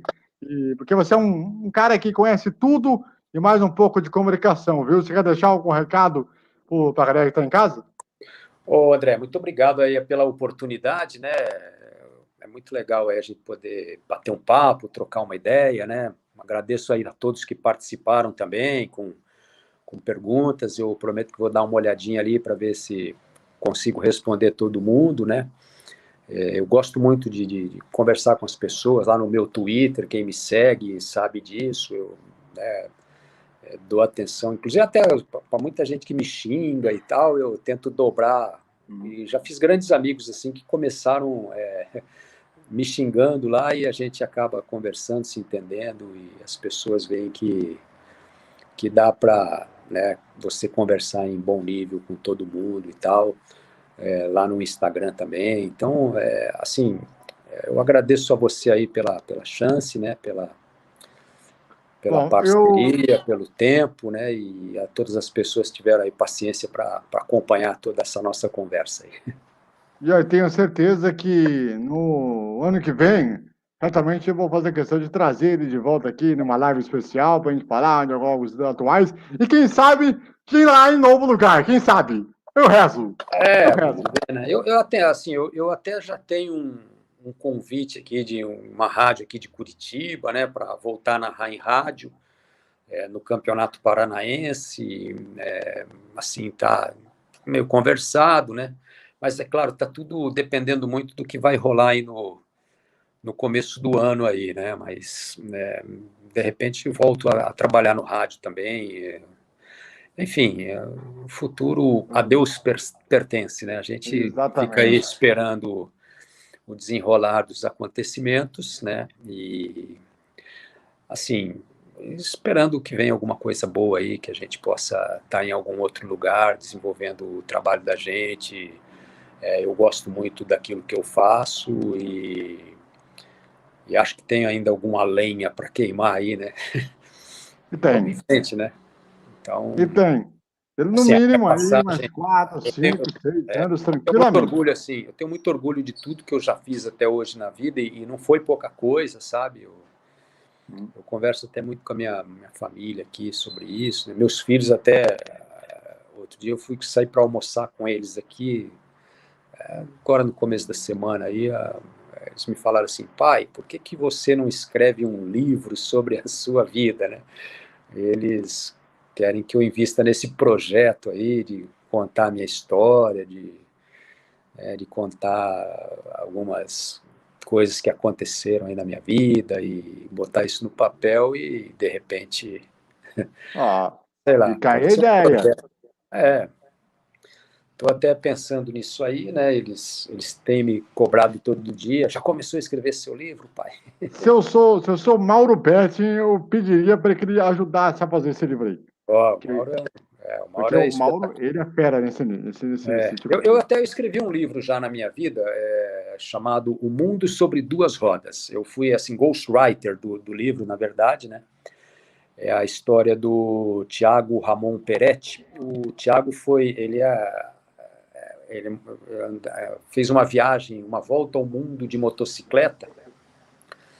Ele saiu aqui de Curitiba, percorreu, acho que 111 países, ficou 2 anos e 2 meses viajando. Então ele saiu do Paraná, fez a América do Sul, América Central, América do Norte, lá Estados Unidos, Canadá, foi para a Europa, aí foi até a Rússia, daí voltou, desceu, cruzou o deserto do Saara, foi para a África, foi para a Índia, Austrália e veio de volta para o Brasil, né? E eu, no meio da viagem dele, comecei a fazer uma assessoria de imprensa para ele, né? Na época eu trabalhava com assessoria de imprensa e tal, e aí acabaram me indicando meu nome lá para a família dele, ele estava viajando, aí comecei a fazer assessoria, divulgar a viagem dele e tal, né? Ele estava até tentando arrumar um patrocínio para a viagem, para custear o final da viagem, e aí eu, numa das conversas por telefone com ele, falei assim, pô, Thiago, guarda tudo que você tiver da viagem aí, foto e tal, vamos escrever um livro aí dessa tua viagem, né? E aí ele voltou e a gente escreveu o livro, né? O Mundo sobre Duas Rodas. Eu não sei se tem ainda disponível para vender, mas já faz muito tempo isso aí, né? Fica a dica, vai lá na Play Store e na Waybook, que é capaz de vocês conseguirem achar lá o livro lá, porque é bem bacana, viu? Linhares, um grande abraço para você, bom descanso, bom Natal e feliz Ano Novo para vocês aí, e espero que você volte logo, viu? Muito obrigado, viu? Muito obrigado, viu, André? Um abraço aí, um Feliz Natal, um Feliz Ano Novo também para todo mundo que está com a gente aí. E mais uma vez agradeço a você de coração aí. A você em casa em todo o Brasil, muito obrigado pela audiência, pela grande companhia. E amanhã, desse domingo, 1 da tarde, estarei fazendo um pró-jogo da derrota do Borussia Dortmund para o Hertha Berlim e o balanço do primeiro turno da Bundesliga. Um grande abraço para vocês e valeu!